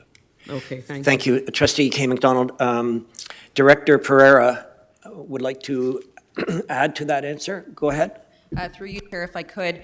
Over the past few years, many of our schools have moved away from the printed version of letters sent home through students. Most of our communication is in particular around critical incidents when those pieces are necessary to be delivered quickly to families. We post to the website, we provide Center Voice messages that alert families to the fact that the information has been posted to the website. I believe it's still up on their school website. And so they would get it in a text message, they might get it in an email, and again, it would follow the standard practice for the school, but that is a very, very common practice in most of our schools right now. Okay, Has been thank for you. many years. Thank you. And so up until I requested on October the 22nd, there was no other, there was no letter sent home to the parent? Okay. Through you, Chair, no. Okay, thank you. Okay, thank you. No other questions or comments? This has been moved and seconded. All in favor of receipt? Thank you, carried. 14.3 is a response to written questions submitted by Trustee K. McDonald at the October 22nd board meeting regarding the provision of support to the McCrimmon Middle School community. Trustee K. McDonald, will you move this item? Thank you. And Trustee Green, will you second this? Thank you. Are there any questions or comments? Trustee K. McDonald. Yes, so part of my question with which students at the middle school will be re-traumatized, I guess the first part of it was cut off somehow, because it was in reference to a comment made that the social work department or team has suggested that you do not send out letters to or on social media when such traumatic incidents occur. So, because the question on its own, standing alone, is a bit odd. And I still haven't really gotten the answer with regards to what happens with the social work department, because we were told, and this question was from a person who's actually here in the audience, who wanted to know how, because she was told that the message wasn't sent initially because the social work department advises, I guess, the senior admin or the director's office that they don't send out such messages because it re-traumatizes some individuals. So the question was raised, like in other cases, like in the case of Stephen Lewis Secondary School. There were letters sent out and it was put on social media on our school website. So we just wanted clarity to the social work aspect. And I don't see it in the letter. Thank you. Okay, thank you. Associate Director Graywell. Thank you. So through you, Chair, I would like to respond to the question by Trustee McDonald. I think our learning in this process has been that sometimes what we see as normative behavior, we apply to situations sometimes of equity and inclusion, and we can't. So we've learned from this. We've learned that when we're looking at equity and inclusion issues where communities have felt traumatized, it isn't about re-traumatizing them. And when we're looking at issues of equity and inclusion, the first thing we need to do is we need to acknowledge the hurt and harm or the trauma that has been experienced, and silence is not one of them. So when you're looking at the director's statement, that was the intent, to acknowledge that we needed to do better when it came to addressing this issue of anti-oppression and marginalization of Black students. Hang on. Is Yes. it on? Yeah, and thank you for that, because I think it's important to recognize that silence actually can be very traumatizing for victims also. Thank you. Okay, thank you. This item has been moved and seconded. It's here for our receipt. All in favor? Carried. Item 15 is reports from trustee representatives on councils and associations. Are there any to report? Trustee Green? Thank you, Mr. Chair. Mr. Chair, I just want to bring to the board's attention, many of you may know that a very unusual Board of Director executive meeting. We met this week at the Ontario School Board Association, and Sunday all day. And then yesterday we had a day of advocacy at the Legislative Building, downtown and Queen's Park, to basically voice our opinion in terms of the cuts to education. One of the things that we did first thing at 9:30 yesterday morning was to release the recent report, survey that was done by a private company that was hired by the School Board Association to conduct this research across the province of Ontario. And I want to highlight a few of that, and many of you would have seen the report, the release of the report, basically outlining, I'm just going to do the high overview of some of them, that 90% of people that were surveyed felt that it was more important to spend funding on education other than eliminates debt or deficit. We also had 9 out of 10 who responded felt that we needed to extend the trades program for students to create more pathway for students. Then we also had 2 in 3 opposed to larger class size who answered the survey. And we also had 82% came back in support for funding for special needs students. We also had 82.1 that support ensuring that there was funding to repair our schools. And we had 78.5% who supported funding for mental health. And 73% also supported budget that reflects local needs. Yesterday, and this is just a high level of some of, please, the report is on the Ontario School Board Association, that you can basically see the report for yourself. In the legislative house yesterday, we had, I want to thank the NDP who took this issue and took it to heart and asked some very tough questions about the cuts and the hurts that are happening to our students across the province. And I was there as a representative from this board to able to witness that.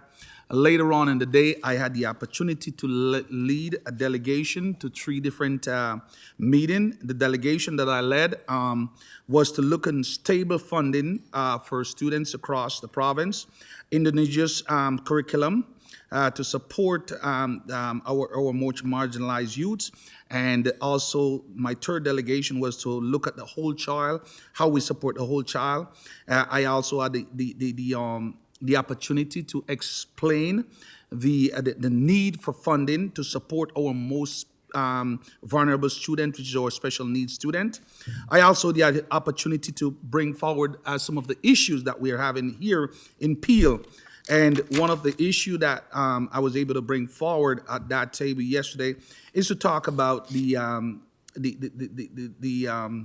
lack of funding for basically support our students with autism. And then I was able to bring also the issue of when we are growth board and we are large urban board, and when we are planning for schools, and how when our planning department are plan for those schools and submit those plans, that instead of coming back when we ask for a school for 600 kids, instead of coming back and tell us that they will only give us 400 per pupil space, and then in a year time we have to put 10 portable. I was able to address those with the delegation that I led, and I believe all except for one of my delegation was very receptive, and the MPPs that we met with in these delegation was willing to work with us. We are going to go back now to do a debrief because delegation was led by the executive committee members with other trustees, because we had about 32 trustees from across the province who was there supporting the day of advocacy. So we will debrief and we will come back. I will report back to this board at a later date what was the debrief and next step. Thank you very much. Excellent report, thank you. And no other reports indicated? And we just move on to item 16 now.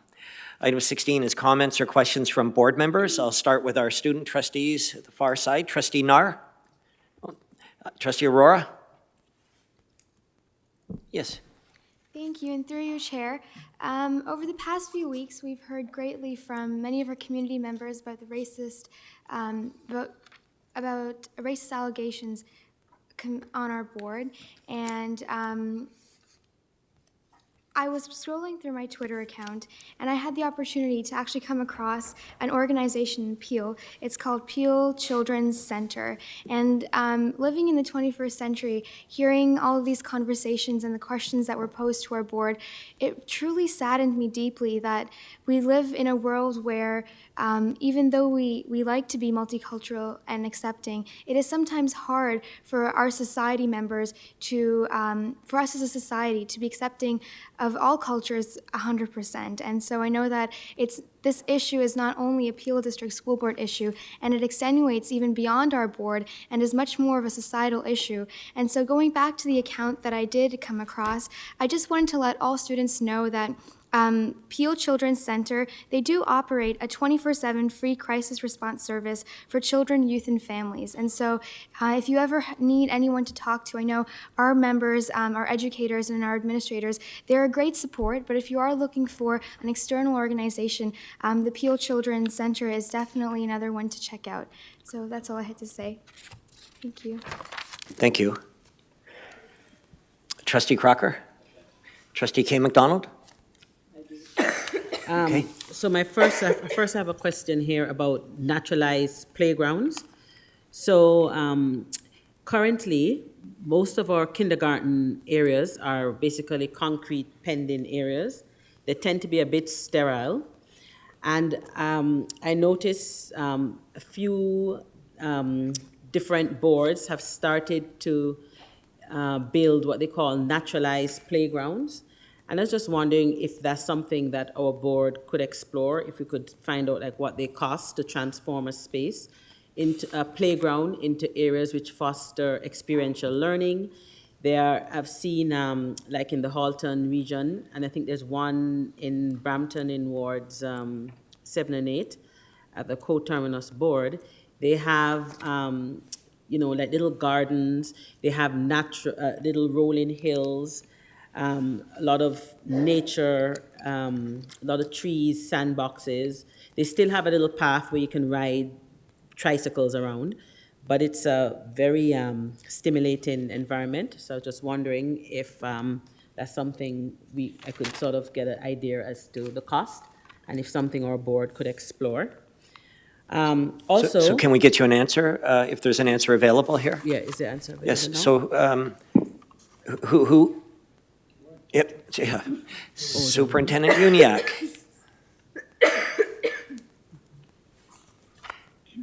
There you go. Thank you. Through you, Chair Cameron.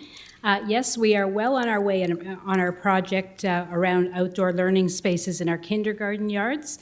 You will recall that the trustees supported this with $1 million from the reserves 2 years ago and another $400,000 in last year's budget.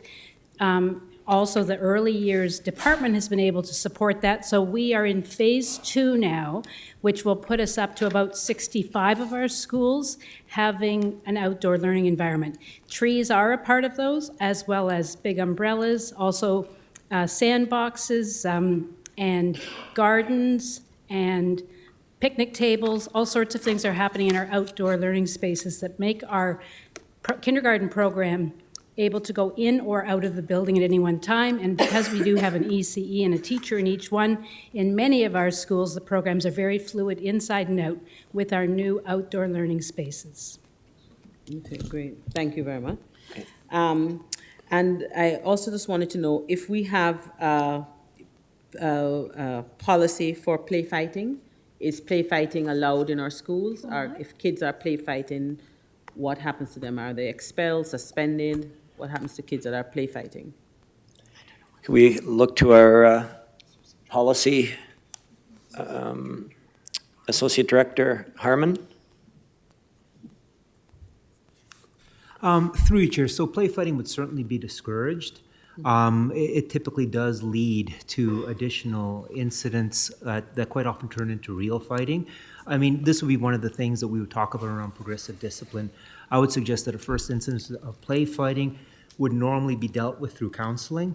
And again, it would be something that we would not support and do our very best to discourage.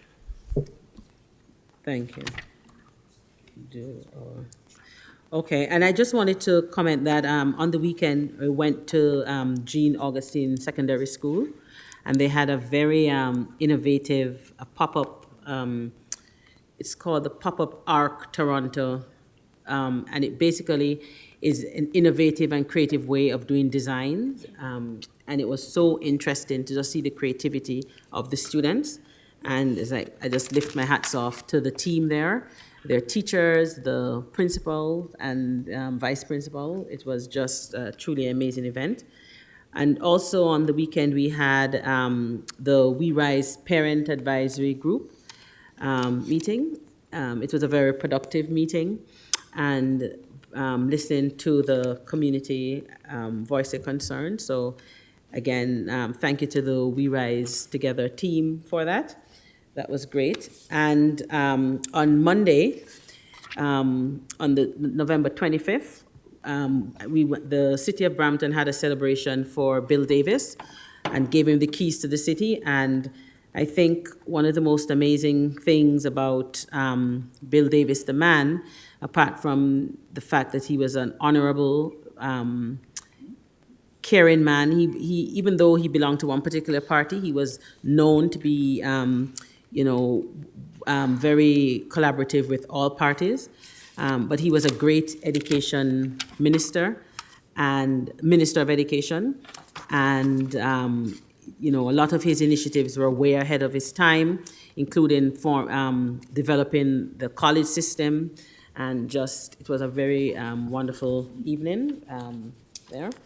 And I just wanted to, speak about just watching the presentations earlier on today from the Fletcher Meadows students. I was really moved that to their saying when they said, "Sticks and stones can break my bones, but words can never hurt me." Then they said, because I used to say that as a kid. I remember, when you're being bullied as a kid, your parents or your siblings would tell you that. But, as the Fletcher Meadows students told us, this is a lie. And it's so important as a board, for us to reflect, especially at this time, with what's happening and our actions that are done. The Indigenous Heritage presentation brought shivers to my to me too. When you look at their universal story of discrimination, and as I said when I commented to them, you know, it's the name calling, the silence, and the dehumanizing of peoples. And I think we're living in a time where it seems to be almost okay to we hear incidents more and more occurring. And I think it's very important the messages that we're sending to our students. I would like if I could get a written answer to this question. So I'd like it to be included in the minutes.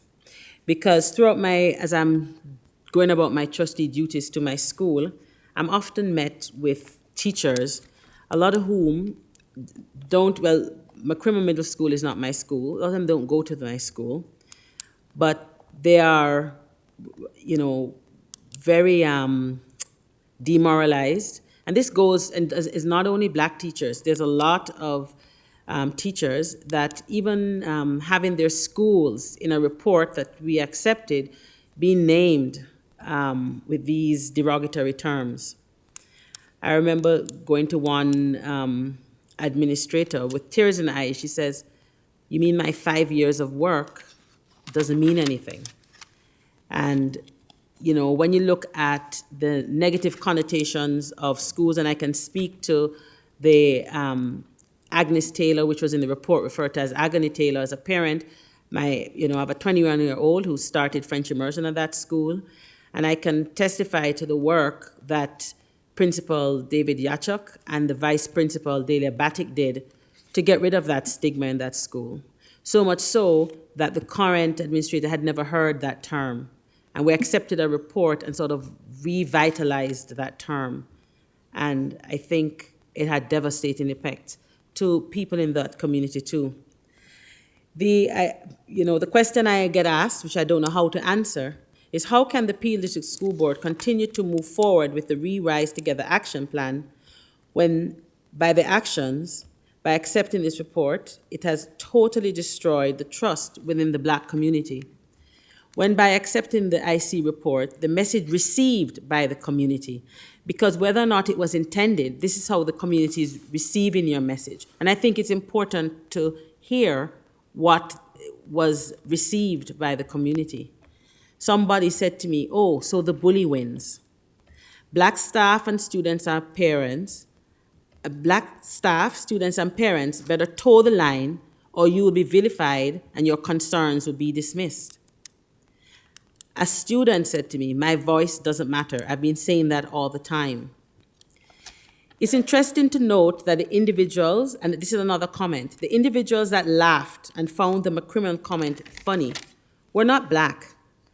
The Integrity Commissioner, who does not identify as black, minimizes the impact of name calling and finding the name calling has on individuals.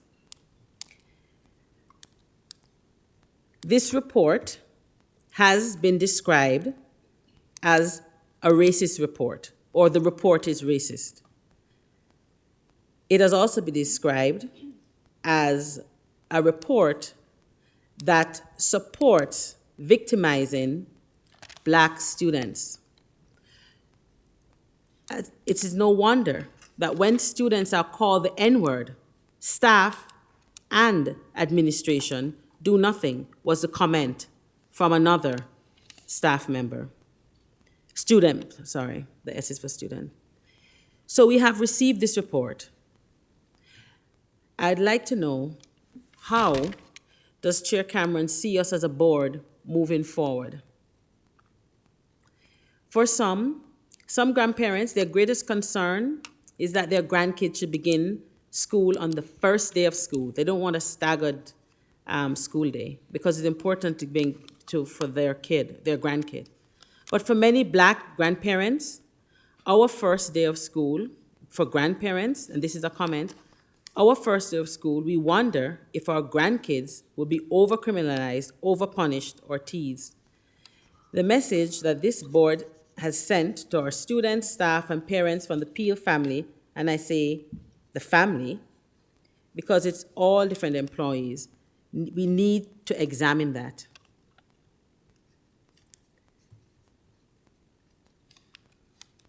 I'll end there. Thank you. I heard a number of questions there, Trustee K. McDonald, and you would like to have some answers. Could you hand the questions at some point, when you can, to the executive assistant? And I will be part of responding to those questions as well. Thank you. Trustee Marchant, questions or comment? No, nothing. Thank you, Chair. Okay, thank you. Trustee DeCrube? Thank you, Chair Cameron. I also think that it's important to reflect after experiences that tend to have a high emotional experience. And I didn't receive the report. I was one of the people that did not. I expressed my concerns about it right off the bat, and I was very vocal about that, and I don't regret that at all. But I just wanted to share my observations as a member of a marginalized community, as a trustee, as an individual, and as somebody who has a social location that you wouldn't necessarily expect to be sitting in one of these chairs. And this is really what I saw throughout this entire experience. An act takes place, followed by a lack of response or a delayed response from a system, and that's followed by minimizing the harm or the act that had taken place, followed by vilifying the individuals or individual who spoke up against it or brought it forward. And that's very concerning to me because it's not an original story. This isn't something that happened just here that we watched play out that has never happened before. Everything from my perspective, everything that we have seen, everything that we have experienced in the past few months is really a symptom of a larger problem. And the larger problem is systemic practices that have existed for years. And they've been put in place, sometimes intentionally, to keep the status quo, to keep order, to protect a brand sometimes. And those practices come in the form of policies, of operating procedures, and even some of our bylaws. I spent some time reflecting on some of the things that happened. For example, the delegation request, and I think I've brought this up a few times. Why do we need 5 days to hear from members of the public? Why do we need a 5 days notice? We're not even responding right away. We take 2 weeks to respond anyway, so why do we need 5 days before somebody can come before us? That's something I thought about. The other thing that I thought about was, for example, during the conversations about the IC's report, which was, expected to be a heated conversation, or, there would be some opposition to it. Our bylaws say that we only have 5 minutes to speak to an item, and we only have an opportunity to speak to it once. That doesn't really leave a lot of room for conversation. That doesn't really leave a lot of room for public discourse, for disagreement, for trying to actually resolve issues and come to solutions. And this is not to attack anybody in particular. I think Chair Cameron was very fair that day and gave us additional time to be able to express ourselves. But that also, the bylaw itself gives authority to the chair to decide who gets to speak in extra time, or if someone gets to speak in extra time or not. And I find those kinds of things are completely unnecessary. So I want to thank the minister for appointing the reviewers or, creating the review process. But I want to, we have issues that we need to address, and we need to start addressing them right away. I think waiting for the results of this review is maybe detrimental to potentially our relationship with many of our communities. And I'm committed to working with anyone and everyone who shares our vision for an inclusive future to review all of our policies, practices, and even our bylaws to ensure a more inclusive system that provides a safe space for issues to be addressed and for difficult conversations to be had, because we have to have difficult conversations. We do not have the luxury of just avoiding difficult conversations anymore. We live in a very diverse society. We represent a very diverse community, and sometimes there needs to be difficult conversations, and the space for that, a safe space needs to be created for that, where while the majority is going to rule, because that is how democracy works, the voices of the minority are protected and heard. So I hope that we can find ways to move forward. I hope that at some point we will be able to earn the community's trust or re-earn the community's trust. I recognize that that's going to take a lot of work, and I don't know where we're going to begin, but I want to thank you for your advocacy, because I think that's very, very important. An engaged group of citizens is really what always changes the world. Thank you. Thank you. Vice Chair Lawton. Thank you. Through you, Chair Cameron. I have a couple of things to say. So it's a little, I'll sound a little disjointed, I think. It's unfortunate that we have so many discriminatory and hurtful words and phrases in common use. We all use them, some purposefully, some not. We have heard words and phrases around this board table that should not have been used. Any or all of these could have been particularly hurtful, and all of them should have been called out. As we know, there's been an intense focus on Trustee Davies' use of the word criminal. We have argued and accused and excused, as Trustee Davies has stated plainly it was not a purposeful or hurtful comment.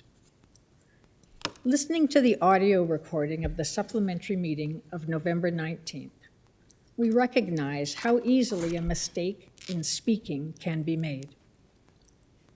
At about the 40-minute mark, a trustee is heard to ask a question about whether or not the Integrity Commissioner had interviewed Black staff or Black students at McCrimmon Middle School, and states that the history of the word criminal, as was brought up earlier this evening, was explained to this trustee by staff who remember Jane and Fincher's invading Brampton. And at 40 minutes and 11 seconds on the audio recording, this trustee says, "I did interview Black staff and Black criminals, and I have heard in this boardroom Black staff and Black criminals, students from McCrimmon." See how easily it can happen? It's no excuse, but it can happen easily. This is the last meeting of the first year of this term. And as honored as I was to be chosen as vice chair for this past year, to me, being a trustee is the most important part. Excuse me, order, please. Trustee Lawton has the floor. Thank you. Thanks. I became a trustee because I believe I can help students. I believe in public education, in fairness, in equity, in personal responsibility. I believe in compromise, in consideration, in compassion. I believe if I am part of a team, I must participate and be prepared. I must listen and evaluate others' opinions. I believe parent-guardian involvement is a vital part of public education. I believe, as parents, we must model the behavior we want to see in our children, and I believe as educators, we must do the same. I'm sorry to say I do not feel this board, this year, has been the good model our system needs. We have had disagreements over policies and procedures and process. We have argued over training and budgets and meetings, all of which is how we should be working together as a board of trustees. But we have not been able to build or sustain a strong working relationship. And we have let personal issues stand in the way of doing the work that should only ever be centered on our students. I've been told that I'm wrong, and I have been wrong, that I make mistakes, and I have, a lot. I have played no less a part in the dysfunction of this board than anyone else. And I personally apologize to students and parents who look to us to get all of those things right. We have left our teachers, our custodial and support staff, our principals and vice principals, our superintendents, our senior leadership team, and our director's office and staff without direction. We have let them down. Those who look to us to guide the system to which they dedicate their talents and their energy. I believe in building up, not tearing down. I believe in asking for help when I don't know the answers. I believe nothing can be gained unless we work together for our children. I believe in rules and respect. I believe in assuming best intentions.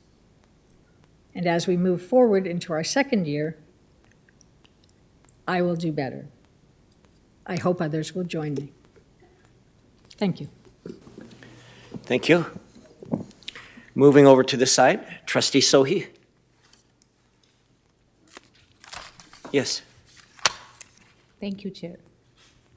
I had a train of thoughts that I really lost after hearing Vice Chair Lawton's comments.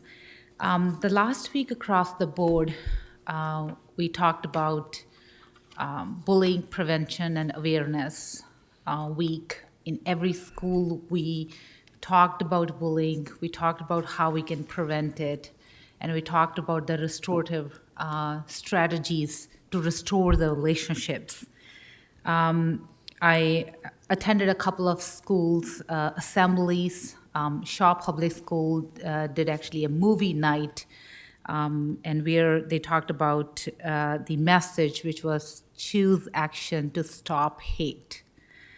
I did some media engagement with the senior admin, Associate Director Mark Herman and Kelly Krug. We talked about the social bullying along with the other physical and the other types of bullying. We talked about the intent, and we also talked about the impact and being mindful. So I'm concerned how we, as a board, address the impact of what happened, which was not there in the IC report. The intent was discussed, but the impact was not addressed. That's what I feel. And moving forward, we need to work as a team to address the impact and restore the relationship with the Black community.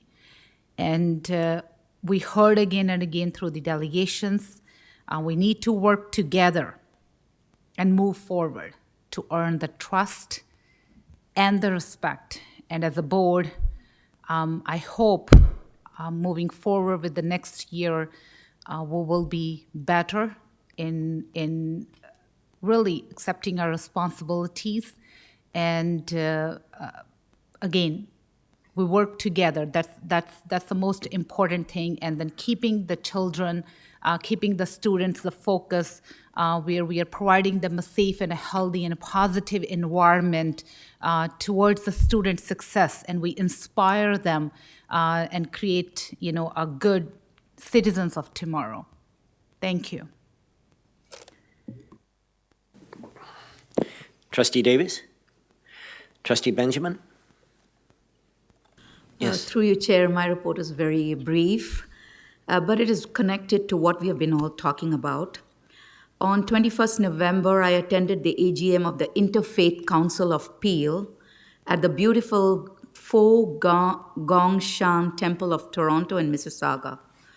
For 20 years, I've been trying to go to this temple because I saw it when I first came to Canada, and I said, what a beautiful temple, and now I got a chance. I was pleasantly surprised to see that it was a full house. Leaders of different faith groups in Peel listened to an interesting keynote address by Richard Landau on emerging trends and how the multi-faith community can address them. It was really heartwarming to see leaders from so many different faiths reflecting, discussing, and sharing concerns about the trends in our society which are becoming increasingly negative, coarse, divisive, and aggressive.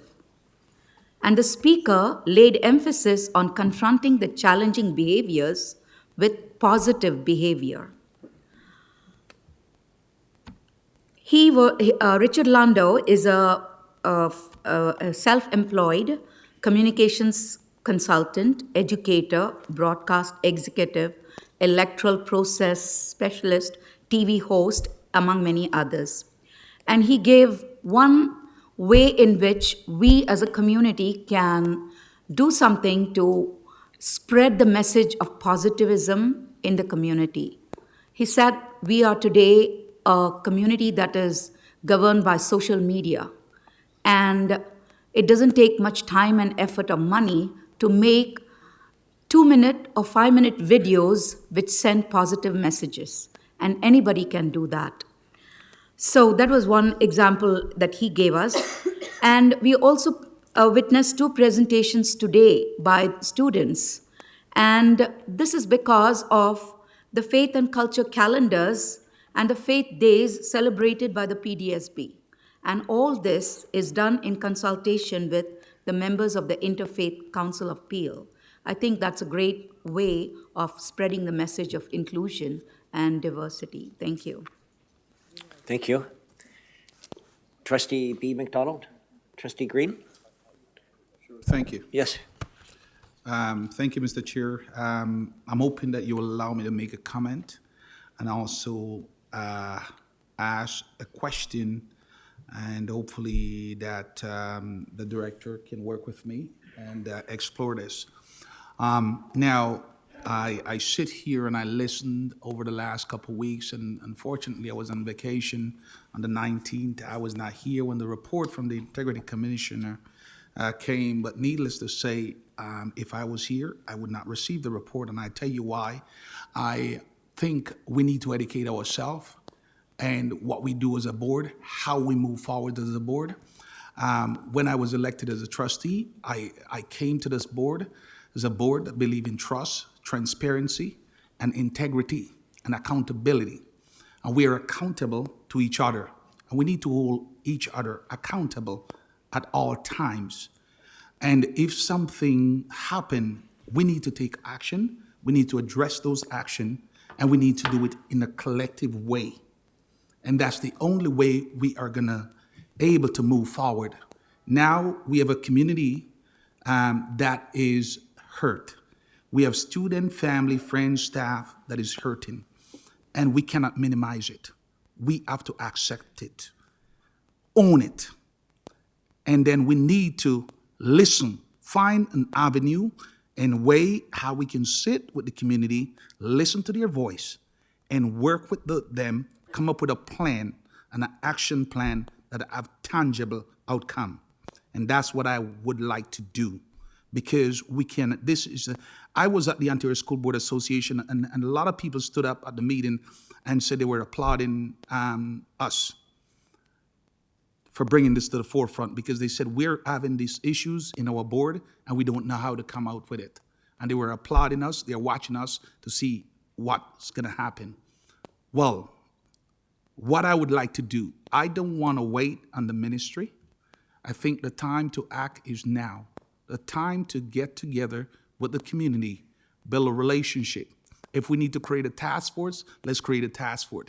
If we need to form a group, there's a lot of intelligent people here.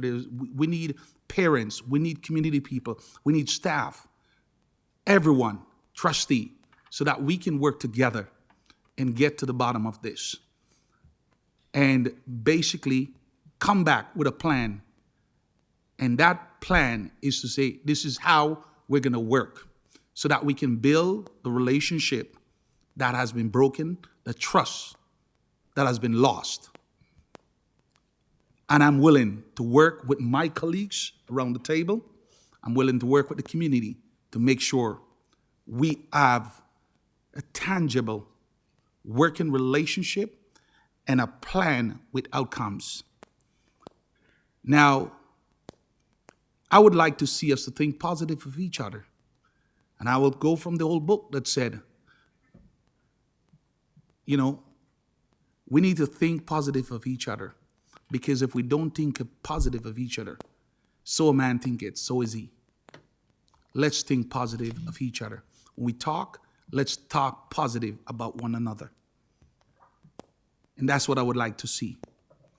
Now, based on what's happening here, Director Joshua, the Peel Police, I am on one of the advisory council at the Peel Police Service Board.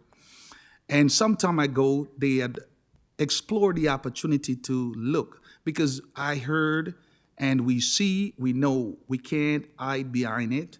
And I want we to come up with a way and how we work with the community and how we deal with this.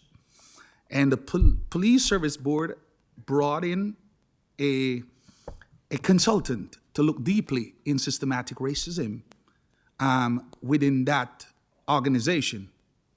And they came back with a report. And based on the report, there's a number of actions. I would like to ask the director to explore and see how much that cost was to get that work done. Because I would like to see us, my colleagues, work with me to make sure we're taking actions and we are addressing issues when they come forward. And then once we have that information, I'm hoping that us as a board, Chair Cameron, we can come together. We can sit down, have a discussion, and say how we go forward. Because the time has come for the pain it's not gonna happen overnight. The pain will not go away overnight, but it's time that we start building relationship and start restoring the hurt and the harm that has been done. And yes, there's hurt and harm that has been done. We need to get back to the basis. I personally want to get back why I came here. And that was to support students, empower young people to be future leaders, to stand up and to be proud with a black, white, yellow, or blue, to be proud of who they are, and that they can go out there and honor who they are. We need to give them the tool to be proud of who they are, no matter where they're from, and empower them to go on, because they are the leaders of tomorrow. And that is my goal. And if my colleagues will work with me and work with my community, let's get the work done. It's time to stop talking and let's get action on. That's just my comment. And I will ask you if you can bring back on I think our board meeting is on the 10th of December. If you can bring back a report to this board, how much that costs, and even maybe find out the company that they use, so that we can have a discussion together how we move forward, because we need to address this, and we need to address it now. So I want to thank you, and to all the parents, community, students, staff will sit here day after day, listen to this. I want to thank you for your passion. I want to thank you for those that open your mouth and speak out. Thank you. Thank you for speaking up. Thank you for standing up for what's right. Together, we can change, because the only way we can make things different and change is when we come together. Because my good friend Kerry always used a statement, we're better together than apart. Let's come together. Let's solve this. Because I tell you something, putting down each other, belittling each other is not going to change anything. It's not going to help our children.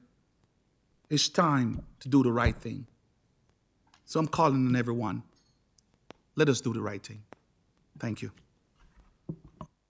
Thank you. Trustee DeCrube, question? Thank you. I asked for a point of privilege, but I'm not sure if it's a point of order, and I almost missed the chance to do it. And I do appreciate all of the comments that were just made by Trustee Green about working together and not attacking each other and moving forward. But I can't sit here and not address things when they come up. And I have to say, I have nothing against Vice Chair Lawton, but your comments that you just made that were about Trustee McDonald. Order, please. Order, please. Trustee DeCrube has the floor. I would really appreciate it if members of this board would stop trying to vilify Trustee McDonald for bringing up a concern that she had that obviously an entire community is concerned about. I would really, really appreciate that. I also would really appreciate that we don't take, what is that called? When you were talking, and it's yeah, you don't, no, not, you said the word criminal, but you didn't mean it. It just, it kind of, like, it was a Criminal like this, so So it's taking words out of context, referencing the audio to make a point that's completely irrelevant, and vilify the individual that has been, just to kind of circle back and be like, oh, this is the actual problem. She's not the problem. Trustee, I'm going to be very clear. Trustee K. McDonald is not the problem. And if that means that people don't like me around here, I'm okay with that. But we have to be very clear with what's going on here. And I'm really begging the board to just stop trying to, paint her as this, angry person who's just trying to destroy everything. She's not. She's just trying to represent her community. So I apologize if this sounds harsh, but we need to start thinking about words and what they mean before we speak them. And we can't just, put out random, attacks here and there on people that are completely unnecessary and irrelevant. And Okay, thank you. We have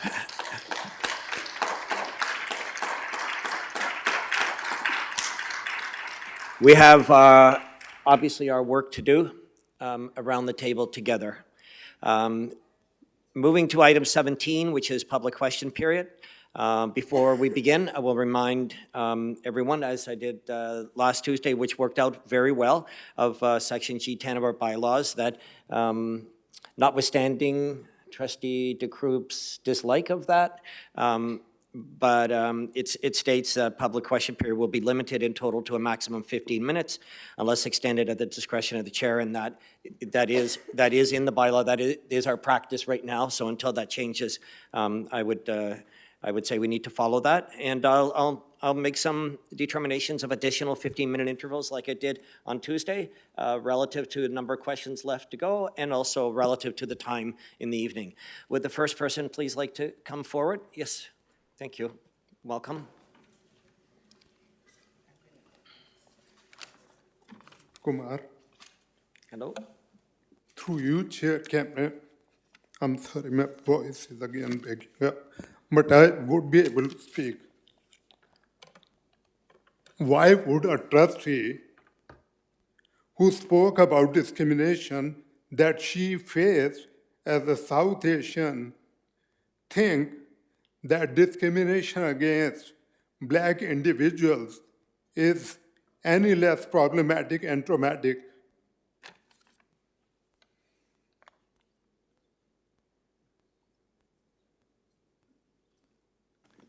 Sorry, could someone help me with?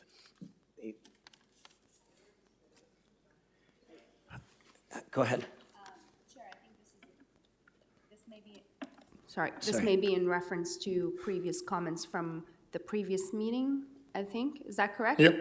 Okay. Do you remember which trustee it was? Trustee Benjamin.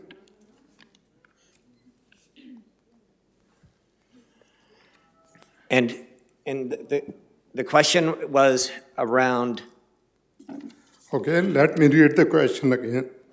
Why would, instead of saying a trustee, Trustee Benjamin, who spoke about discrimination that she faced as a South Asian, think that discrimination against Black individuals is any less problematic and traumatic, given that Integrity Commissioner's report was racist? Okay, so I think the reference at that meeting was an attempt to identify as someone who has struggled with discrimination herself, and not an attempt to take away from anyone else. I think that there's empathy involved in that effort. It wasn't received apparently like that, but I don't think that that's a question we could go any further with, sir. Okay. The only comment I want to make is the South Asian trustee who voted to receive the report does not represent our South Asians' view against anti-Black racism. Okay, thank you. Thank you. Next question, please. Welcome. My name is Meredith Johnson. As a previous trustee, help me to correct this. I know here in the Integrity Committee report, I was a bit shocked, and forgive me, when I was a trustee, I felt that with the identifying children from middle school and primary was not allowed. Yet, within the Integrity Committee report, it identified 70% South Asian children that attended the school, 25% Black children attended that school, and a mere 5% of white Caucasian children. Please help me to understand, where did she get that amount of status from? So that question has been asked already. It has? I'm sorry. No, sorry, I apologize. not here. And so I appreciate that you would not have known that. And that is a question that's been asked of me to ask the Integrity Commissioner. Okay. Where did she get that data? And I have committed to asking for that information. Yes, it's important because it's quite concerning, even under the Young Offenders Youth Justice Act, that I don't identify children in that age group. So I really would like a report back to the public with respect to that. I appreciate the question. Thank you. Welcome. Hello, my name is Ashok. I'm here as a Sikh male who really believes in social justice, and my religious teachings have taught me that I must stand up for any injustices that I see. So the question that I would like to ask, I heard Trustee Dakrub talk about that the Integrity Commissioner is a contractor. Is that correct? She was contracted? Yes. Okay, so if a contractor comes and makes racist remarks and a racist report, and they're doing work in your board, would you bring them back tomorrow? So, sir, the Board of Trustees hired the Integrity Commissioner, and she reports to the Board of Trustees. Sorry to interrupt, can you please answer my question? I asked if she is a contractor. Yes, I already answered that. The answer was yes. So she was contracted by the board. Was she contracted by the board? I was answering that as well. Okay, so my question is, if a contractor makes racist remarks or racist reports you hire, would you bring them back to work for you tomorrow? So that's not a one-person's answer around this table, sir. There are 12 people who are responsible for that Integrity Commissioner. And if there's anything to be dialogued from now forward, it has to take place with the 12 trustees, and at the will of the board, any decisions that would be made would come from that. So if a person makes racist remarks, you hired someone to change the lights here, a contractor, and they made racist remarks to somebody in the room. Would you bring them back to work for you tomorrow to change that light? So that's not a trustee question. That would be an administration question dealing with an electrician. So can someone answer that question, please? No, I'm the chair, sir. You asked the question through the chair. Through you, Chair, could someone answer that question? And I answered that is not a question that a trustee would be involved in. That would be an administration responsibility to deal with somebody who was contracted to fix the building. So could you answer my question? If a worker comes and makes racist remarks, a contractor who is changing this light, would they come and work and change other lights tomorrow? Sir, I've answered that. That takes, in this case, an example of the Integrity Commissioner who is accountable to the Board of Trustees. These 12 members are responsible for addressing that. So 12 people are responsible for that person changing the light? No, administration is responsible for changing the light. Could an administration please answer that question? Does administration want to speak to how that might be handled?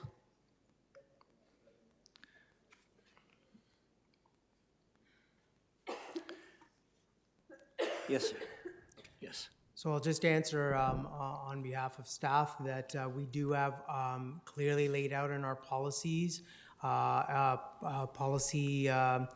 equity and inclusion policy and our human rights policy, clear language around offensive comments, any offensive behavior, be it race-related or otherwise, a number of stipulations, and we would invoke accountability, a progressive discipline process.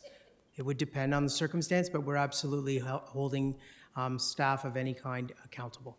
So would the contractor be brought back tomorrow if he made a racist, or he or she made a racist remark? That was not answered.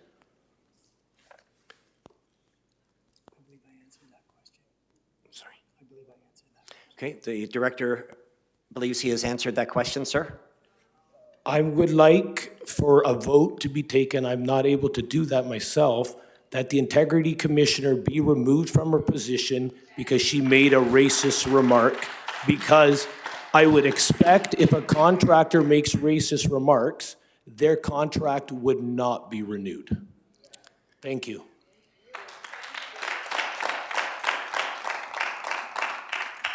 Welcome.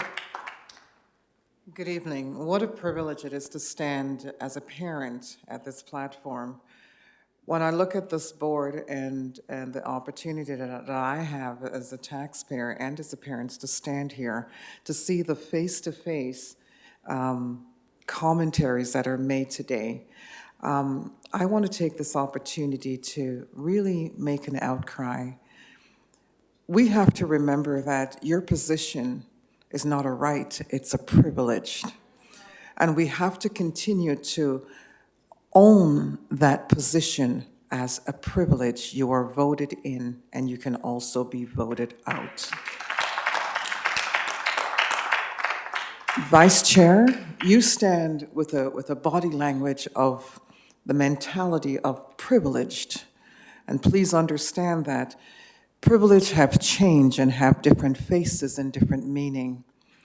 You cannot stand with a perspective of holding your position as a vice chair and be so recluse in your opinions by disregarding families that showed up here tonight to voice an opinion where you and few mindset that still holds power, position and power. You come with this privileged mentality and this attitude of, well, we're not aware. And it seems very convoluted and it makes no sense to you. You're in a position to be aware, to be accountable, and take responsibility. I want to address the individuals that are sitting here. All night I've been watching your disposition. People are on their phones, disengaged, while we here as parents are giving you our heartfelt disregard of what happened and what took place to our community. If it's a white man, woman, or child that had an outcry, it would be dealt with, and punishment will be exact. But when we as a community stands to give an opinion, we are considered angry, we are considered disallowed, and we are considered irrelevant. Let's look at your bylaws. I'm going through your bylaws. Your bylaws are written to protect you, not the parents. You need to revisit your own bylaws and take a look at how the bylaws determine you sitting here today. Remember this word. You are seated there as a privilege because you're voted in. Do not take this seat lightly. You are there as representative for our community as well. Even though you don't look like our community, but you make decisions for our community. Let's go to the Black's Law Dictionary.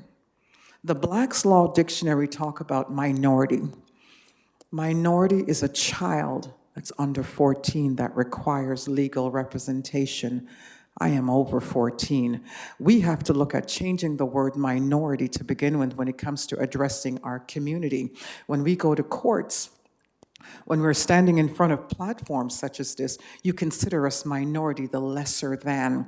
But my dear, we are here to say we are suggesting that the board look into the word minority and change the views and the meaning of what minority really is. We are considered a majority. We are over the age of 21. So let's get our language correct. Before you stand and speak on behalf of my community, you speak on behalf of our intelligence, and you speak to depict, to think for my community when you have never stepped or walked or lived in my community. Walk a mile in my shoe. You will feel my pain and you will hear my story. But don't sit there with a privileged mentality and coming from privilege thinking that you are privileged, because you are not. Look around you. We're educated. We are wise.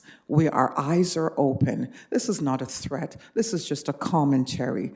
We need people that sit on this board to sit with a level of integrity. You had someone showed up and used the word integrity commission. How dare you use that word integrity when it violates every principle, even within your own policy. Thank you all. Good evening. Excuse me. Sorry, the executive assistant just sent a note to say, could you please give her your name? Gladly. First name is Shireen, S-H-E-R-I-N-E. Last name is Ankle, A-N-K-L-E. Thank you. Pleasure. Thank you.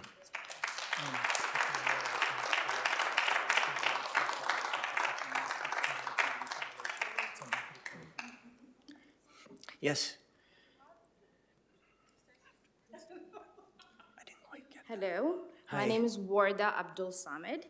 I'm just making a comment really in regard to just how the trustees sort of concluded the evening. There was this note of let's get past this and let's work together. And I'm just going to refer to my notes. So the Peel District School Board has instituted many equity, diversity, and inclusion initiatives, programs, including the We Rise Together. This incident puts the Peel District School Board, it tests the school board's commitments to those initiatives. It goes beyond the programs that you've instituted, the financial commitments that you have made. The test is here. The next step when something like this happens is the response and the accountability aspect of it. People have been coming here week after week bearing their souls. What the community wants to see is not another program or another consultant, but rather an accountability to what has happened. The community isn't even necessarily telling you what that accountability should look like, as long as there's some sort of accountability.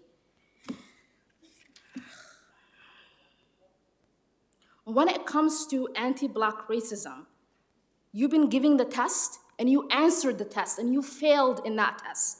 So now, what are you going to do next? I really do not want to see a kumbaya, let's sit together, let's move past this. I want to see the accountability. That's all. Thank you. Thank you. Next question, please, if there's another person. Yes?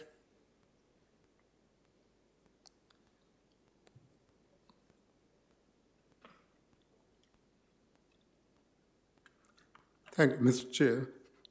My question is very straightforward. I have been living in this community for about 28 years. And in the newspapers, I've seen human rights cases and this case and that case. My question is, how much money PDSP spends on human rights cases and other legal cases?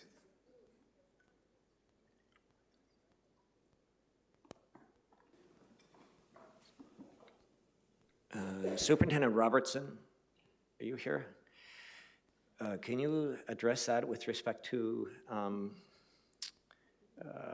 yes. Thank you, Chair.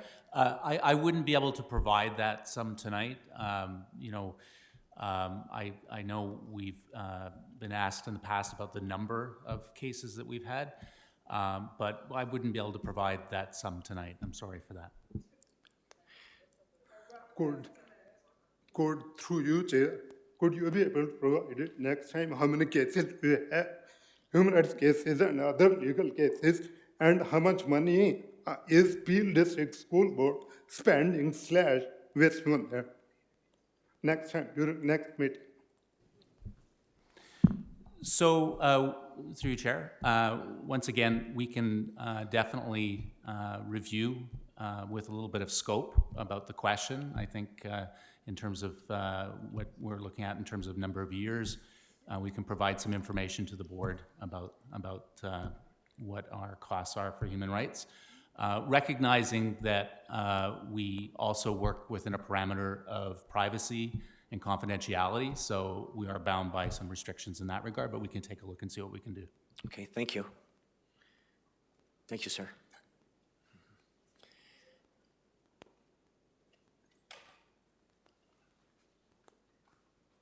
This question's actually from my son. I just got a text.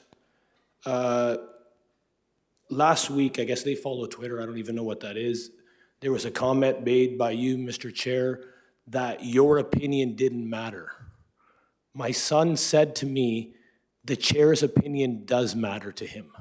So can you please let me know if you believe that report is racist? So I said... Not me, for my son.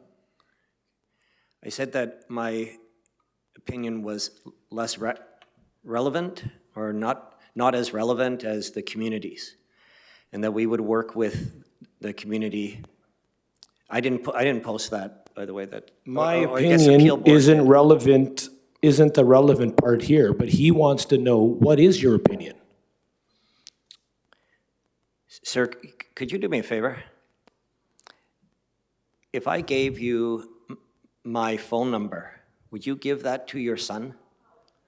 I would like my son to hear what your opinion is in public. That's very important for my son. He's a student of the Peel District School Board. He sent me a text and said, I have the picture here. It says, the chair said my opinion isn't a relevant part here.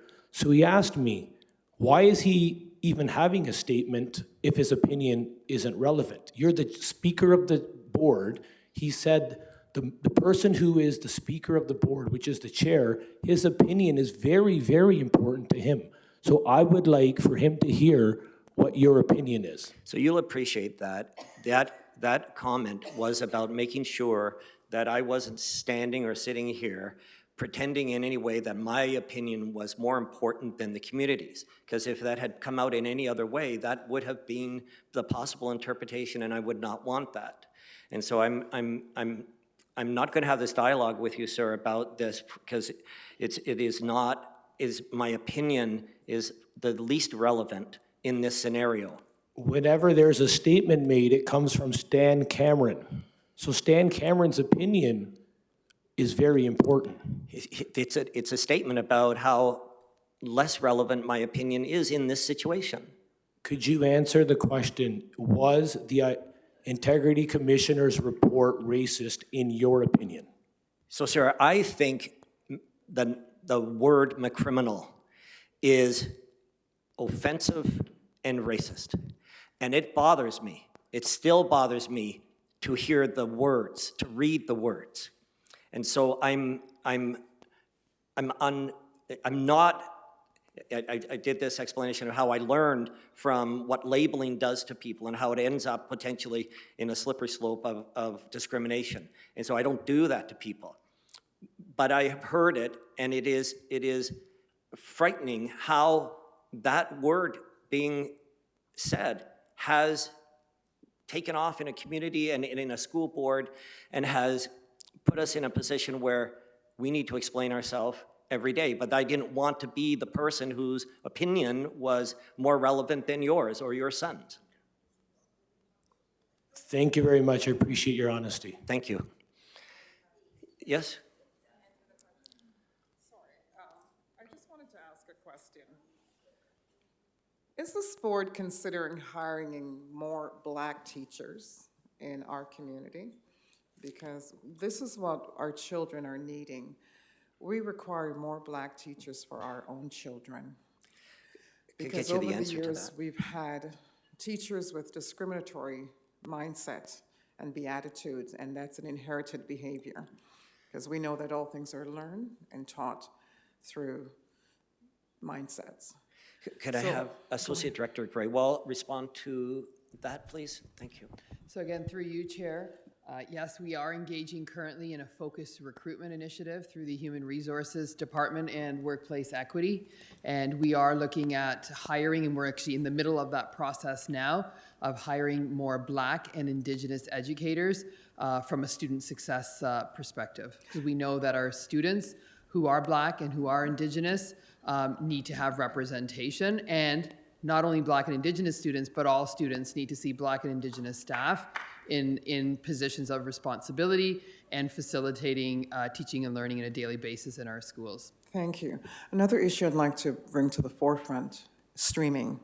I know that that's been a topic that has been discussed in length with your community, your board members, and so forth. I want to make a recommendation that streaming is ineffective to our community and our children.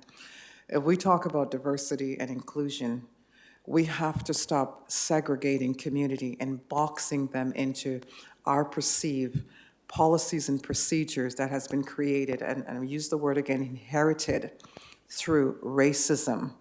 We have to look at how our children are being taught, and coming from the perspective that you don't understand our community, it's very difficult to train our community and place us in a position of irrelevancy when we are considered.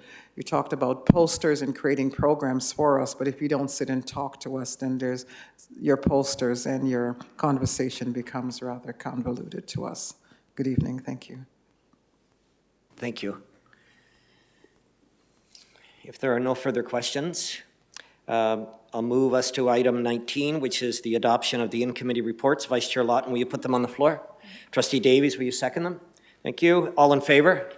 Carried. Item 20 is adjournment. Ladies and gentlemen, thank you to everyone here for choosing to participate and giving your time tonight in public education in Peel. We'll be back here for our next regular meeting of the board on Tuesday, December 10th. Trustee Benjamin, will you move? Trustee Crocker, will you second? Thank you. All in favor? Carried.